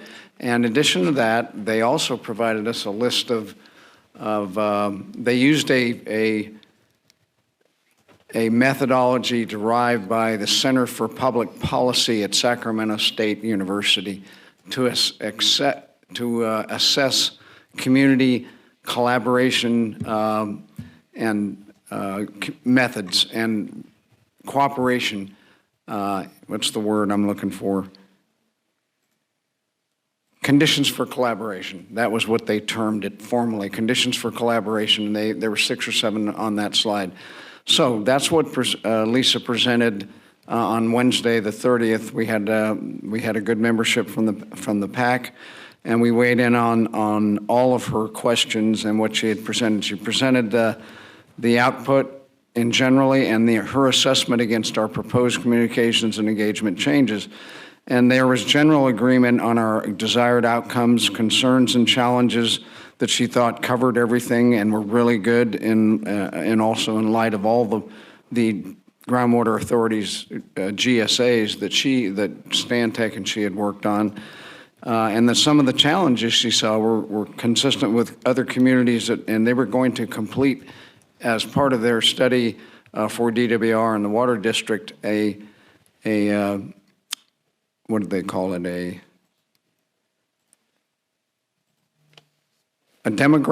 social demographic profile of the community as a part of their report, and would provide it to the PAC subsequently also. They came up with that, observing some of the things that we saw as challenges that they hadn't previously identified from their feedback. They were very interested in the C&E director recommendations, and we provided to them and asked for more exploratory data about what we meant by that, just as this board had when we introduced it to you. And she pointed out something I added in bold in the report was for notice. She said they've had success with going to DWR to get funding for a C&E director position. So we took note of that and said we'd bring it forward to the staff and the board for further investigation. She did say they saw 5 potential gaps in what their data was they had received, that the solutions didn't jump out at them, and asked for more clarification on. Those were transparency, trust, and legitimacy issues, transparent discussion of technical issues. Third one was engaging all basin users in identifying the problem and prioritizing solutions. And the fourth one was pooling resources to work together. And the fifth one was direct engagement with the communities, i.e. meeting them where they're at. And the PAC exchanged discussion about what we thought was covered within our recommendations. And most of those some of them perhaps weren't as robust as some of the examples that Lisa and Stantec provided. She then shared this conditions for collaboration survey and asked for our assessment, and did it in a sort of a workshop fashion with the members of the PAC themselves and part of the audience, also the public. And overall, the PAC members agreed that conditions for collaboration existed to move forward. There were certainly some areas that needed bolstering, and one noticeably was the sponsorship buy-in. It was characterized as sponsorship buy-in. And we know we have problems in that area with the public, and that needs shoring up. And we've discussed that a number of times, and PAC members agreed on that. So the action we took was to take all these results, our viewing of the 2+ hour exchange that we had with Lisa on this, go back and look at the C&E recommendations and the plan we had put together, take all that information as well as the public input we received, and reconsider, would we make any changes or additions or clarifications to what we had previously provided you in June and with regards to the C&E recommendations overall, or in September with regards to the formal C&E plan. So that's the action moving forward. And there were 2 sub-steps to that action. Number one, PAC members were going to review those documents and review the video and take into account those things and provide their individual written inputs due 2 weeks before the next PAC meeting. And then at the next PAC, and they're providing them to me, and I will turn them subsequently around to all of the PAC members so that they have the benefit of each other's thoughts coming into the room to get to closure productively on what we may want to change or recommend we do differently. So that tees up the one major subject for our 26th of January meeting, which should be that's our regularly scheduled meeting. 6 days later, we had the aforementioned by Stetson and Jeff from Provost and Pritchard discussion on the criteria and the weighting for the route selection from our options. And I think Jeff covered most of that, and he depicted the before and after that meeting, what the adjustments were based on the feedback we had provided him at that meeting. And we had 5 members of the PAC that had provided individual written input 2 days before that meeting. So we had those 2 pieces of information fed what was presented to you today, and then we subsequently had a few more clarification questions. So I think that was a very successful meeting. Most of the people were very happy. They did want to get, Provost and Pritchard did want to get public input at that. It was an open meeting to the public. It was a combined PAC and TAC meeting, although we did not have, because it doesn't meet the requirements for a TAC quorum majority present. We did have a quorum for the PAC itself, so it was a legal combined meeting. And we had the public. We had 3 or 4 members of the public online. They did not have any specific inputs or recommendations, but nonetheless, they were online. So it was a busy period for us, I think productive, and we've got a path forward. Any questions for me? Great. Thanks, Dave, and thank you to all the PAC and TAC members. Any questions from the board? Okay, not seeing any. Would anybody like to make comment on the PAC and TAC report? Okay, not seeing any. Thanks again. And that brings us to the end of this meeting. Our next meeting date will be January 11th, 2023. And with that, we are adjourned.